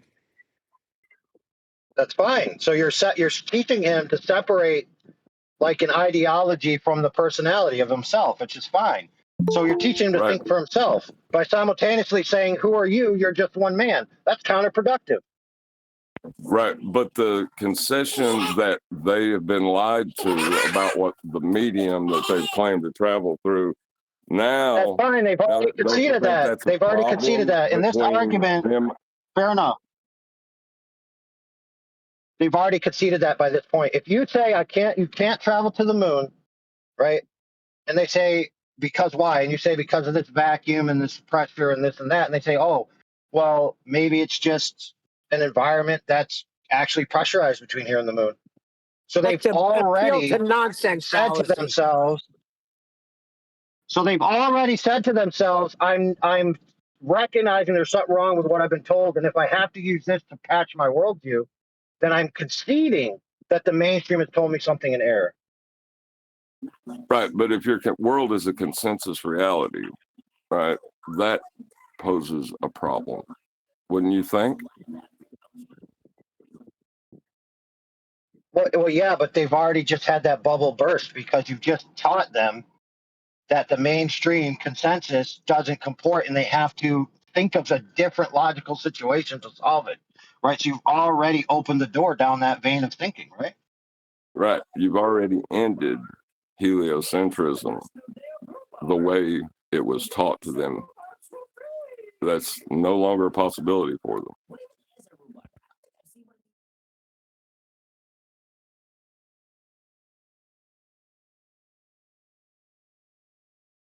Yeah, and interestingly enough, there's plenty of people who believe in these cosmological paradigms that have overlaps. So like electric universe dudes, obviously us in Genesis, what's it called, the geocentric dudes.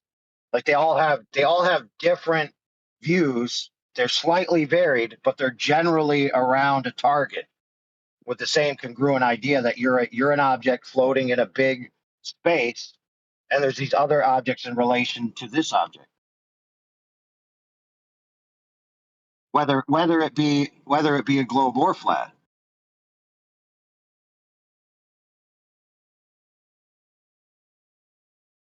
Which is why, like, most of them revert back to imagining the Earth as a flat, singular object within the same cosmological, three-dimensional arrangement of objects that are almost identical to what they had before. Right. Yeah, I know how they imagine it's a sphere. I can do that in my kitchen. But at the point they can no longer appeal to their authorities because they have stated that their authorities are wrong, that's probably more damaging than anything we could do to them or anyone listening. Yeah, because that's what they got to do now. They got to start thinking, how do I solve this problem? And the more you try to solve one problem, right, you're pulling out Jenga blocks. Eventually, the tower's going to collapse.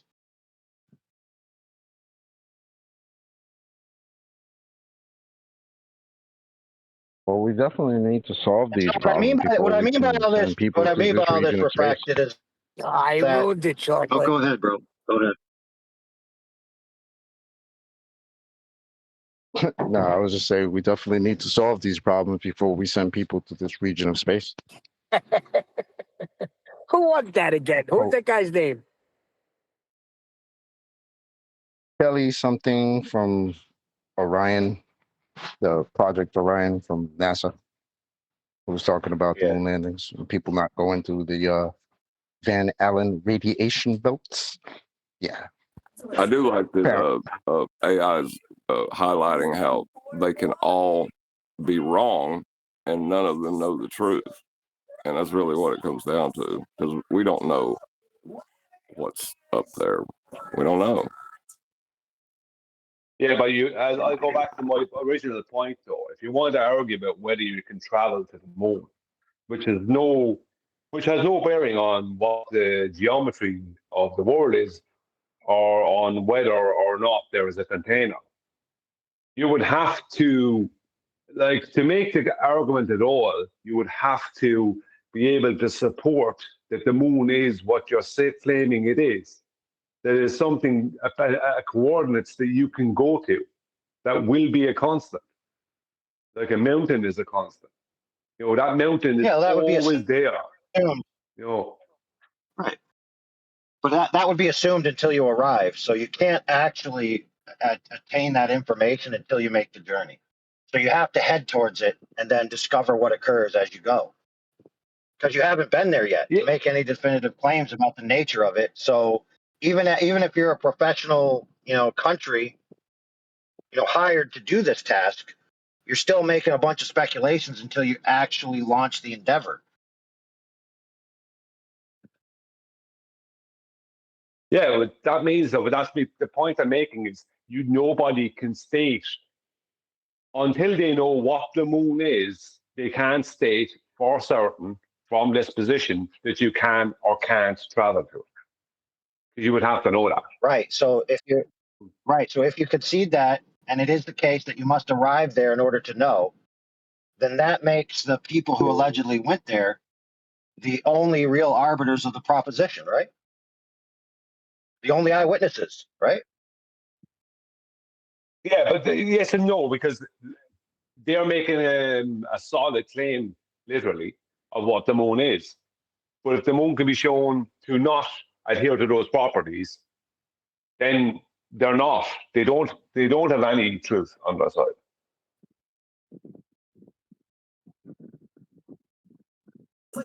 Well, you don't want to put it in the hands of their authorities, right? Because that's what we have a problem with. Is the authorities on this particular topic are obviously lying, or they're spreading false. I ain't gonna say lying. I'm sorry. I withdraw that. They're obviously spreading mistruths, whether they're aware of it or not. And the quicker you can get the person listening to understand that's really the most powerful thing I think you could do. Yeah, check this out. Some mistruths are comfortable, right? So check this out. If what Brian said is correct and what I said is correct and what you said is correct, that technically nobody knows the answer. But technically there's these people who claim to know the answer, and most people believe that. What they can do is they can then settle that and just stop thinking about it, right? So if you don't know what's out there, you have this sense of wonder, discovery, maybe even angst, like, oh man, I can't wait to know. But if somebody takes that off the plate for you and be like, oh, no, we already know what this is, just like with the Truman Show where the lady told Truman, hey, the whole world's already been discovered. Nothing to see here. Just stay in your hometown and be yourself and do the same things over and over again. No reason to worry about the greater things. Right. But to be able to hear that and accept it, you would have to be giving the authority, right? You'd have to be giving them that authority to make that definitive Right. So guess what? Right. Guess what, brother? When you come along and you take away that from someone, and they're now in the, let's just call it the truth community, somebody else is going to come along and fill those shoes and say, guess what? I know what the moon is. It's made of ether. Guess what? I know what the moon is. It's a giant map of the earth that God stamped down on the earth to make a copy. And so all these dudes come along and they do the same thing. So here's the key message that I want to make with all of what we just said. Sometimes you have to be comfortable, the general audience, everyone listening to my ears, with simply not knowing. You have to say, I don't know, and I'm happy with that. Right. And the idea that people will come along and try to fill that hole that's now empty, of course they will. And it's just as important to expose them for being wrong as well. Correct. And we saw that play out, didn't we, over the past few years? We started with falsification is independent of replacement to I now have an obligation to give people answers for these things that they're missing. I have to know the truth and I have to tell everyone. I have to be the guy to fill the void in people's hearts. Think about it, dude. That's been happening. Sounds like Richard to me. Yep. Yeah. Yeah, I agree. I like how you did that. Yeah, he went down that vein, but there's many, many, many more. Yeah, but he was the main player. No, not really. He's just the main player we were aware of. So, for example, there's communities on other venues that surpass Witsit's viewership by far. By far. Leaps and bounds. Absolutely. Yeah, it's not just Witsit. I've heard people try to replace gravity with an upward rising Earth. I've heard a lot. That would be down. I sent kind of on topic. I sent to QE the other night, and I think I brought him out to be an article where they are saying that gravity may not be a force at all. Right, it hasn't been a force in their paradigm for over 10 years, but that it actually might be an electromagnetic interaction issue. So, and this is off of some mainstream website. So the bullshit is getting out there. But isn't electromagnetic interactions, isn't that for electromagnetic forces? What are they trying to do? Redefine what force means now? Yeah, I know it's bullshit, but I mean, this is where they're at. Yeah, so let's follow where we're at. So we've arrived at Newton says if you believe in this gravity, you're a retard. Then we end up with Einstein, which is like space-time bed sheets with a bowling ball. And then we arrive at, things are moving upwards while something resting on it, like your dining room table when you put a cup. The cup is moving down while the table's moving up, while both of them are standing still simultaneously. So we've moved on from that stupidity into what?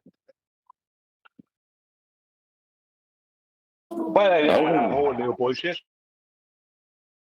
Well, it seems as if what you're suggesting is that there is a non-material material that is transmitting a downward vector. There is. Sorry, I didn't let you finish that sentence before I said. So go ahead, Nathan. I'm sorry.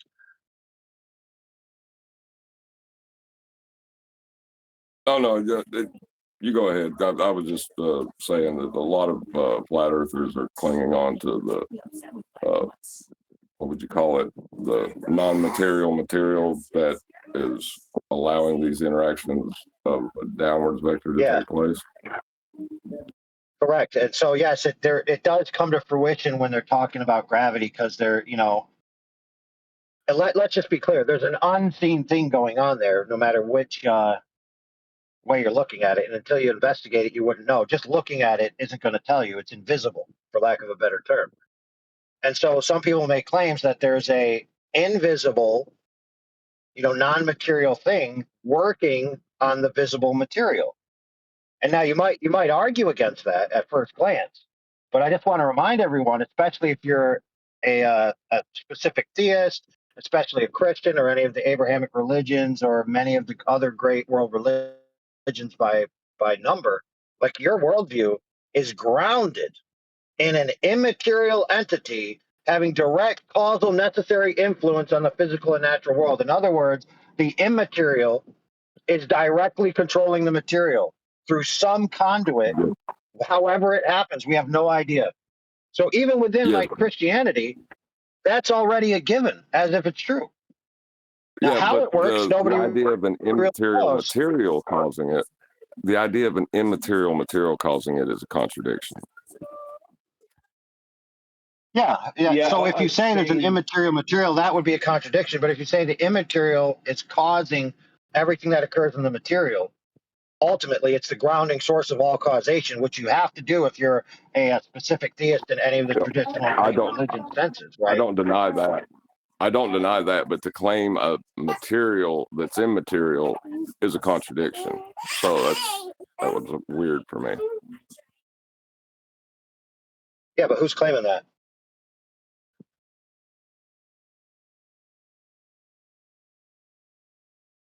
Is anybody claiming that in the communities that we know of? Yeah, I believe they're the ones that say that it's a substanceless medium. All right, so check this out, bro. This is the culmination of this philosophy. If you can't understand because you're a human and you're not infinite, the metaphysical bridge between the immaterial and the material causation, and you got to start making claims about it, you're left with only being able to describe these in mechanical terms. You can only describe actions in mechanical terms. Okay? Think about it. Look at all the arguments we've had with the Etherites. Every time, they always put some concreteness to their quote-unquote immaterial material. They always have to, like they can't do it. So because we don't understand that bridge between the immaterial and the material causation, and we have to make these claims, eventually you're left with this. In order to square that circle and avoid cognitive dissonance, you have to pull the creator into the creation and make him material in order to have this chain causation, because you are too unhumble to say, I have no freaking clue how the creator does what he does. But because I have to give you answers, I'm going to start making claims how God works. Yeah, The hubris on that is astounding. All right, go ahead, bro. Yeah, sorry about that. I thought I finished.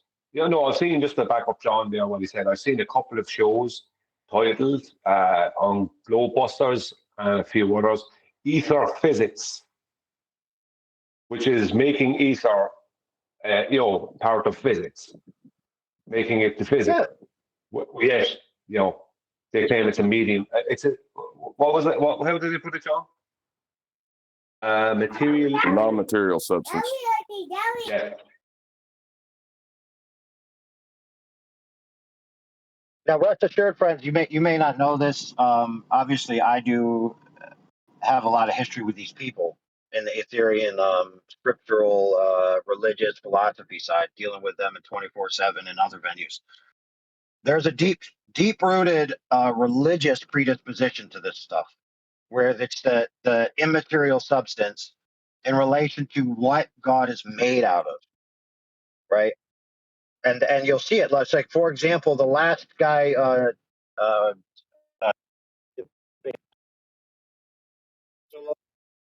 I'm coming in clear, the last guy Duffy debated Sean Griffin, right? Supposedly Sean Griffin wrecked him, and Sean Griffin is supposedly a biblical adherent who's a flat earther, right? But he's got some crazy religious ideas when it comes to Christianity proper or any version of any biblical interpretation, right? And they're all trying to push it, and they're trying to shoehorn it in through the flat earth, through the ether, through all of this stuff to get people to go on board with a new religious paradigm. They're peddling a religious paradigm no different than the global religious paradigm.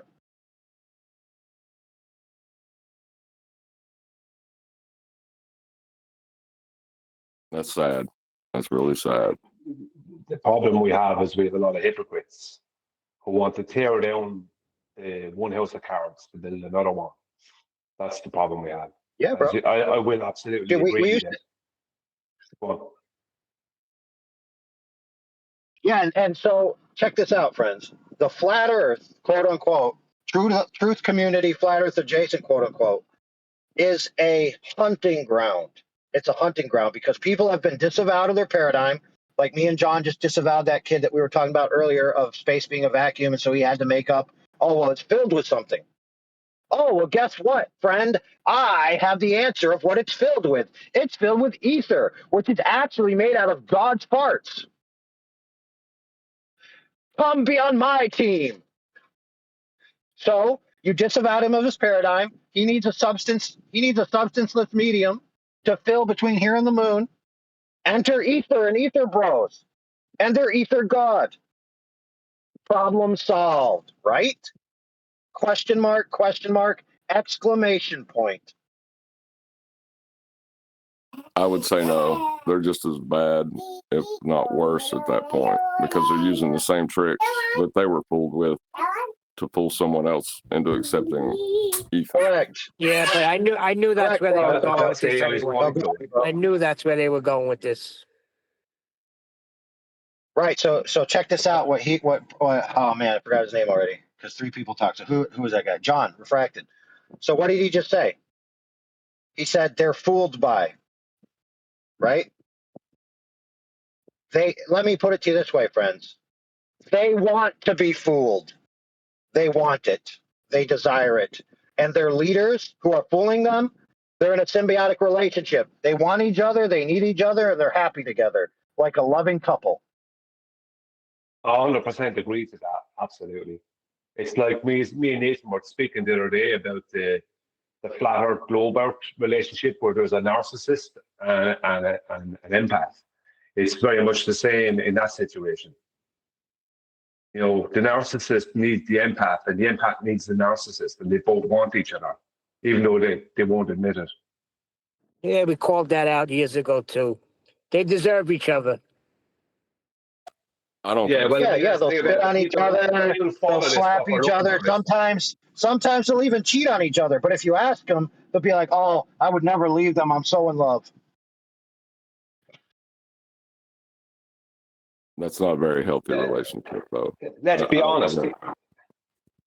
Sorry, go ahead. I don't think it's a healthy relationship.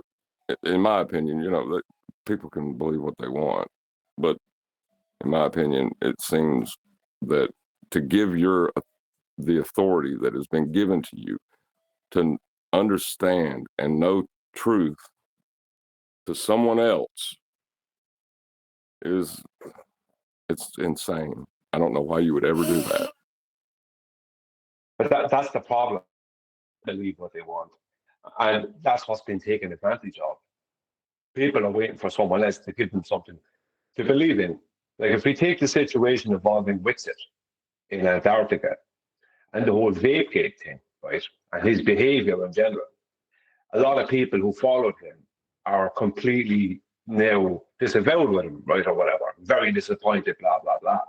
But they have those people actually come out and say, I am not still a follower of ether. Do you know what I mean? Which is the rubbish he was probably still punked or punting. You know what I mean? They're disappointed in the guy who told them about ether. But have they let go of that belief, or are they just going to attach themselves to the next guy who's a more honest version of a lawyer or something? Do you know what I mean? Well, where do you go with it from there? Because I haven't heard that. I've seen comments and I paid attention to it, but I didn't see people stating, you know, now I know that all that ether stuff was rubbish. Because a lot of people got involved in that via his influence. So they're willing to throw him underneath the bus, but not the ether. And they're just going to latch on to the next ether guru. But the problem is the ether. Why are you following this rubbish? Why do you feel the need to believe in this? And the need for someone to tell you what to believe in and give you the stories to believe in. Yeah. Like once you take that authority back and you can say, you know there's flat, you understand the arguments that the globe make, people that believe in a globe make are fallacious. Why would you ever surrender that authority to another person ever again?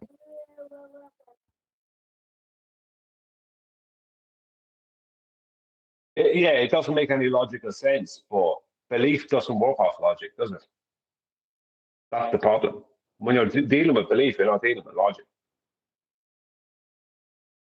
Oh yeah, I'm just explaining it. It's a failure on my part to not be able to empathize with it, I guess. I don't like it.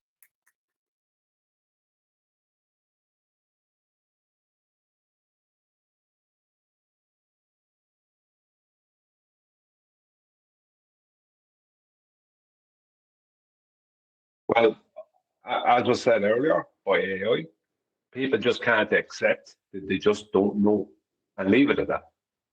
And that's the problem we have. Yeah, People what's the are willing- problem with that? Just say I don't know. I tell my son all the time.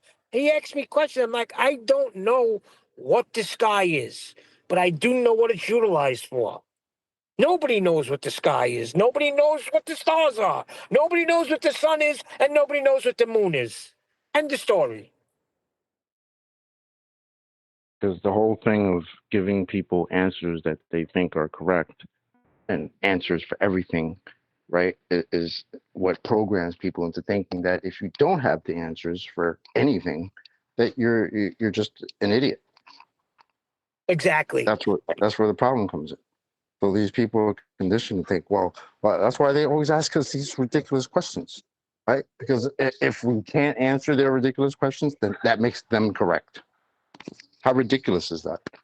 Well, my wife was saying the other day, I was trying to tell him, if we weren't taught that we were on a ball, there is no way you're going to wake up and walk around living every day and think that you're on a ball.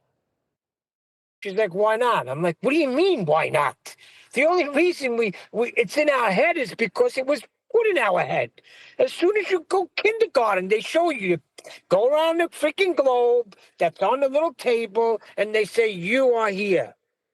If that was never done, there would be no sphere.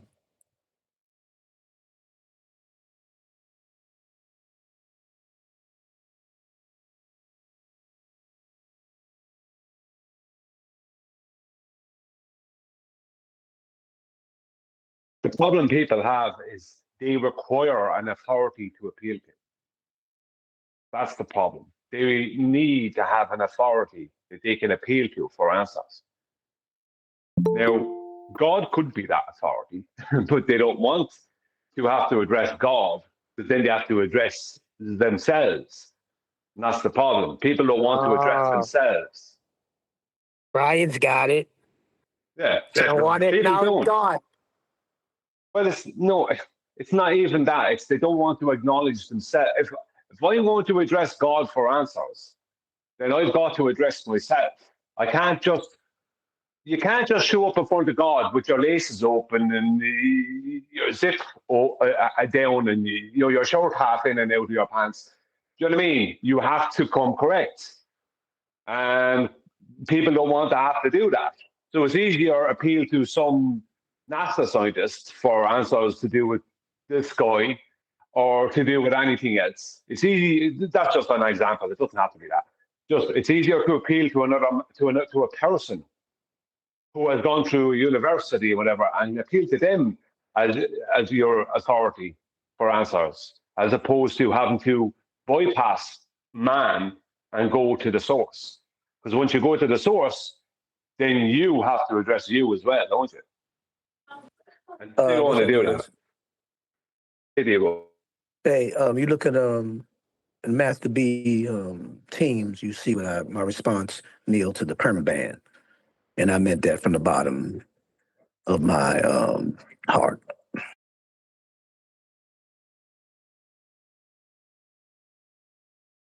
What? I didn't see anything in Teams. I'm sorry. I can't have it on my screen right now. Oh, well, it's the what is it? You got your thumb, your index. What's that next finger after the index? Right between the index and the ring finger. What's that finger? Oh yeah. My sentiments as well. Yeah. Give them, Matter of fact, do it. No, do you ever see how the Italians do it? no, you ever saw somebody do it with their foot? I could do it with my toes. No, you do it with your arm when the Italians do it. They take their right arm and they got their left hand open and they give them the big Abbafanguyu.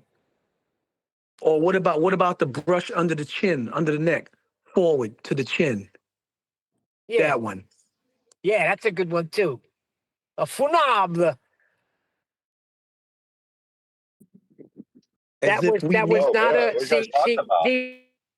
D-Rose, my point was it should not have been a unanimous 11-13 on the side of Nathan Oakley and flat earth debate permanently.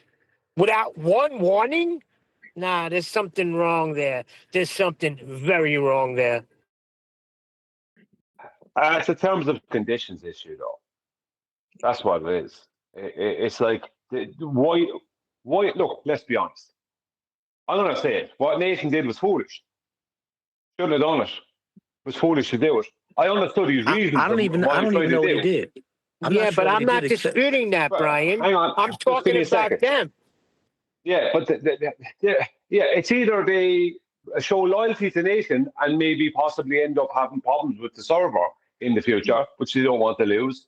See, we're here every day. Those people are there every day, most of the time, aren't they? Look at the amount of people that hang around on that server who never come over here or come here at the very odd time, just like we go there the odd time. That is their place to go to. It doesn't constitute a permaban, Brian. Well, but they don't want a situation like that happening a second time and the server getting taken down or something. Like, you know what I mean? Well, check this out. The best part about this is everyone's entitled to their opinion, but the only people whose opinions matter are the people with the logistical control over the situation and the actual back chat and know what's going on. Yeah, I give them that, but they have set an interesting standard. AI, do you agree with a permaban for that? Oh, so in case you didn't know, I'm the one who banned Quantum Eraser. I'm also the one who told Nathan to be banned indefinitely pending review. Okay, in case you didn't know, that's a part of my responsibility in the forum that I'm involved in is to make big decisions. Take a fucking walk. Who wants you here? Then go over there. You can't even. Dude, plenty of people want me here, dude. I know it's hard for you to comprehend, but you're wrong. Who's this guy? Hey, check this out. Check this out. Well, I'm gonna see if you're intelligent enough to get this, Neil. I know you're nonsense with friends. Nathan understood. You got no Nathan friends understands. here. Why don't can't you? come in thinking you got friends. You got no friends here. So don't refer to us as friends when you're talking to us. Dude, you may not be my friend, but that doesn't mean there are people in this server and in this channel right now who don't appreciate me, Neil. So stop projecting your opinion of me onto everyone. It's just not the case. Sorry. Well, it is an interesting standard that you all have set forward, though. Are you all going to give everyone, the entire council, directive of permaban? Look, I'm going to make this clear. We don't have to have it. We don't have to have a uniform standard where we ban everyone based on the same reasons. Everyone is a unique case if we so desire. I mean, what's so hard to understand about that? It would highlight it's very clear. High-profile targets get different treatment than average people, right? That makes sense? Yeah, but do you really want to highlight that your Discord has no standards? That's not what I said. Oh, you didn't say that you could do anything you wanted to and every case is unique.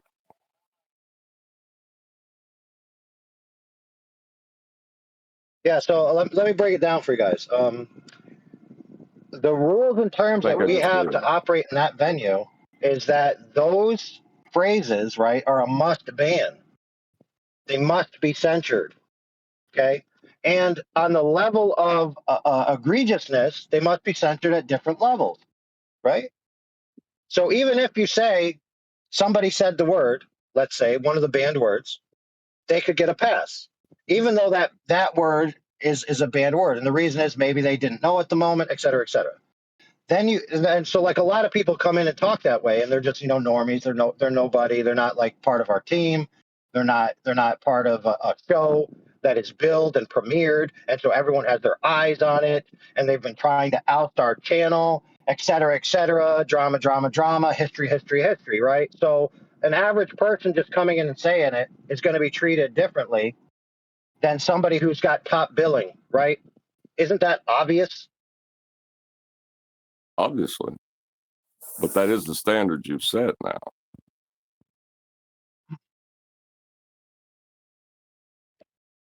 Wow.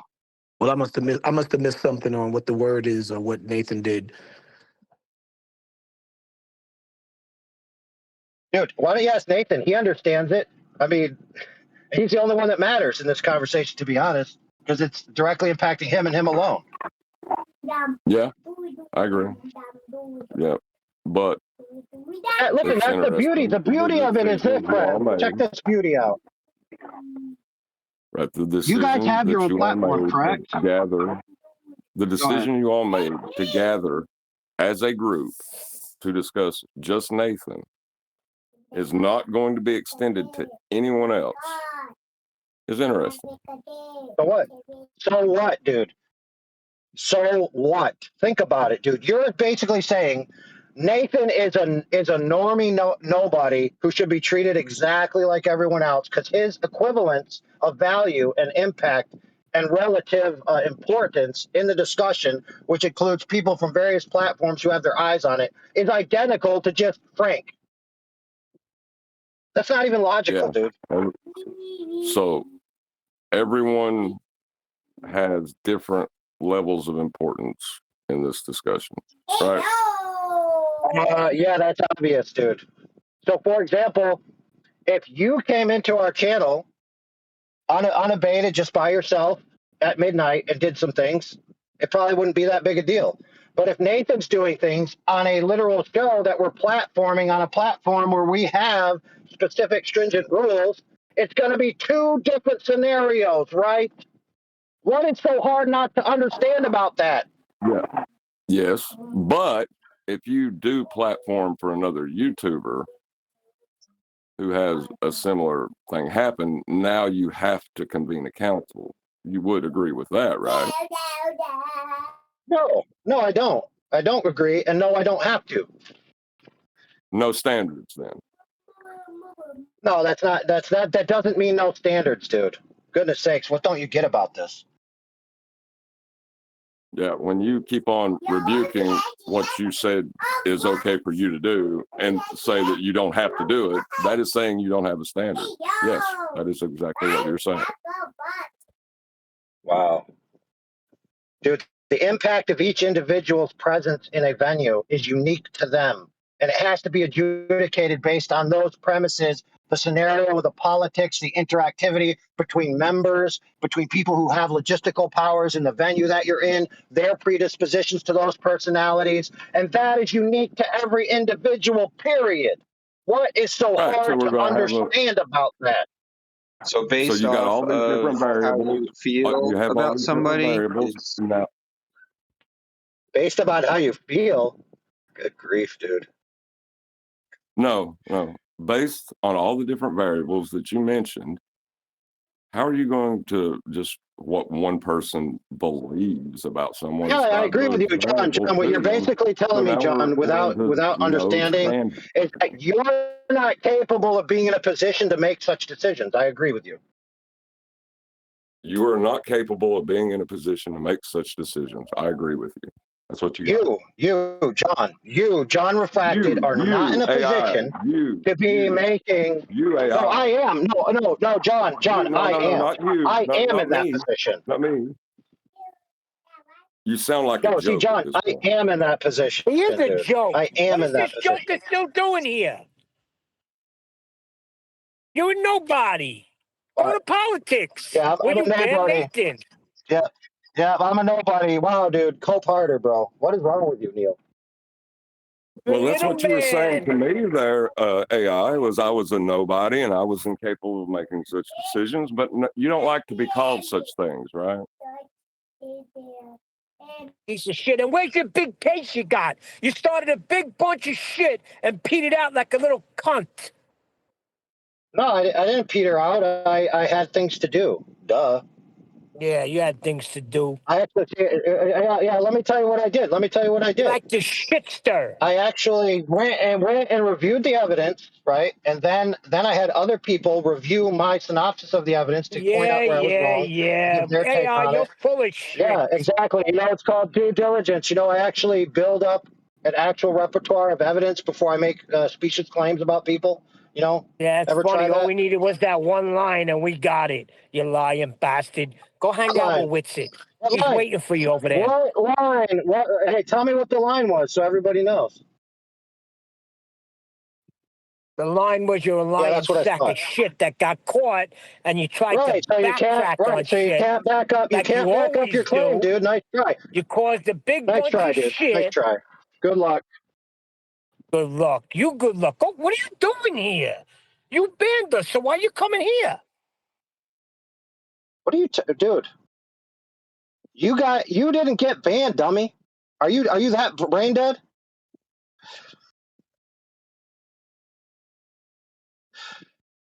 You banned Flat Earth Debate, and you were one of the guys that agreed with it. And I asked you, do you think it was justified for Nathan to be perma-banned? And you said you were one of the ones that agreed and voted in, unless I heard wrong. Oh, no. Sometimes I getting didn't say I older, was my one of the ones hearing that agreed, goes. dude. I didn't say that. I didn't say that, Neil. I never said that.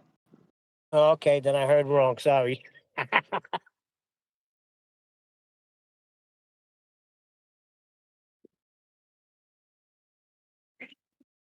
I don't know. I don't really think it's that big of a deal personally. Yeah, look at this thing. So you remember Quantum Eraser got banned. Why did he get banned? For repeatedly saying some of the violations of the rules that they have there, right? Yeah, that's my point repeatedly. Nathan said it one time, and it was to diffuse somebody that came in and said, we got to get rid of these. I'm not going to say the word. We all know what the word is. Dude, he did not say, oh my goodness, dude. Can you try being accurate for once, dude? He didn't say it one time, dude. It's not true that he said it one time. I never said, did you hear me say you said it one time? I never You said the just said word that one. I was within there. the past 30 I seconds, said dude. it one time. Oh, okay. You said it one time. Okay, fair. Yeah, and guess what, Neil? You're not banned from there. You can go there right now. Neil, you can go there right now if you want to.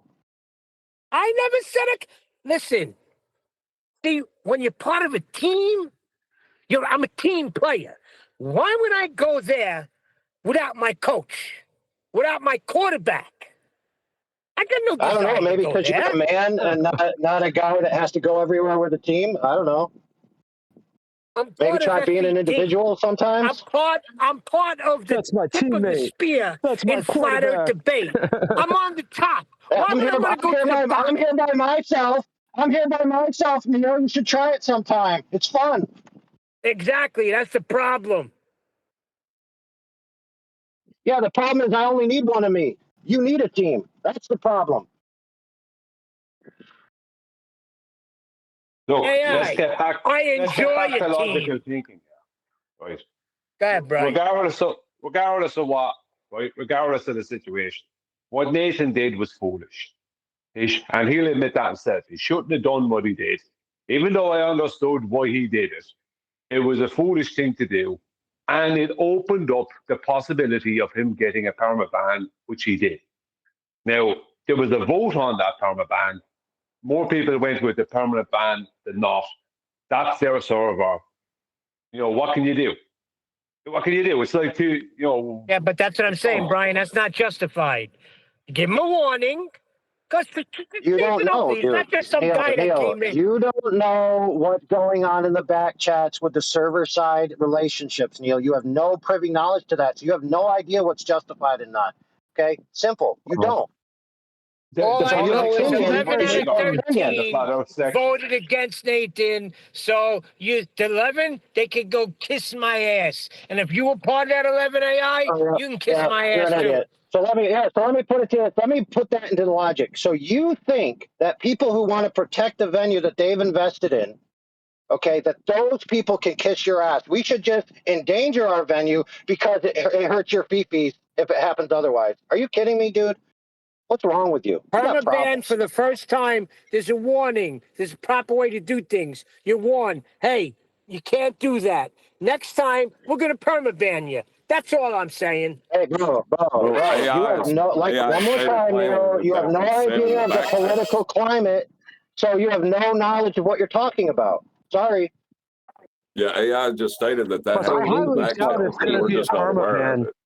I mean, Huey Well, it was supposed happened to in have the a dark perma secret ban, and he was corners, allowed right? back That after. nobody knows about. Yeah, there's plenty of stuff that goes on in other people's lives and venues and ventures that they don't just tell everyone else. Every Tom, Dick, and Harry, God forbid. Right, well, with the... What do I need to send you the memo of everything that occurs in the back chats, Neil, so that we can get your stamp of approval, you dumbass? I would be quite privileged if I could get that, yes please. But in the meantime, now that Quantum Erase has arrived, we'll hopefully crack on with the books. I'll say another massive, enormous thank you to both Discord and G Plus panels for making today's after show possible. And of course, a massive thank you to all of you for liking, commenting, sharing, subscribing, joining as a Nathan Oakley 1980 channel member, and all that good stuff. I've been Nathan Oakley, and I will see you all in the next video.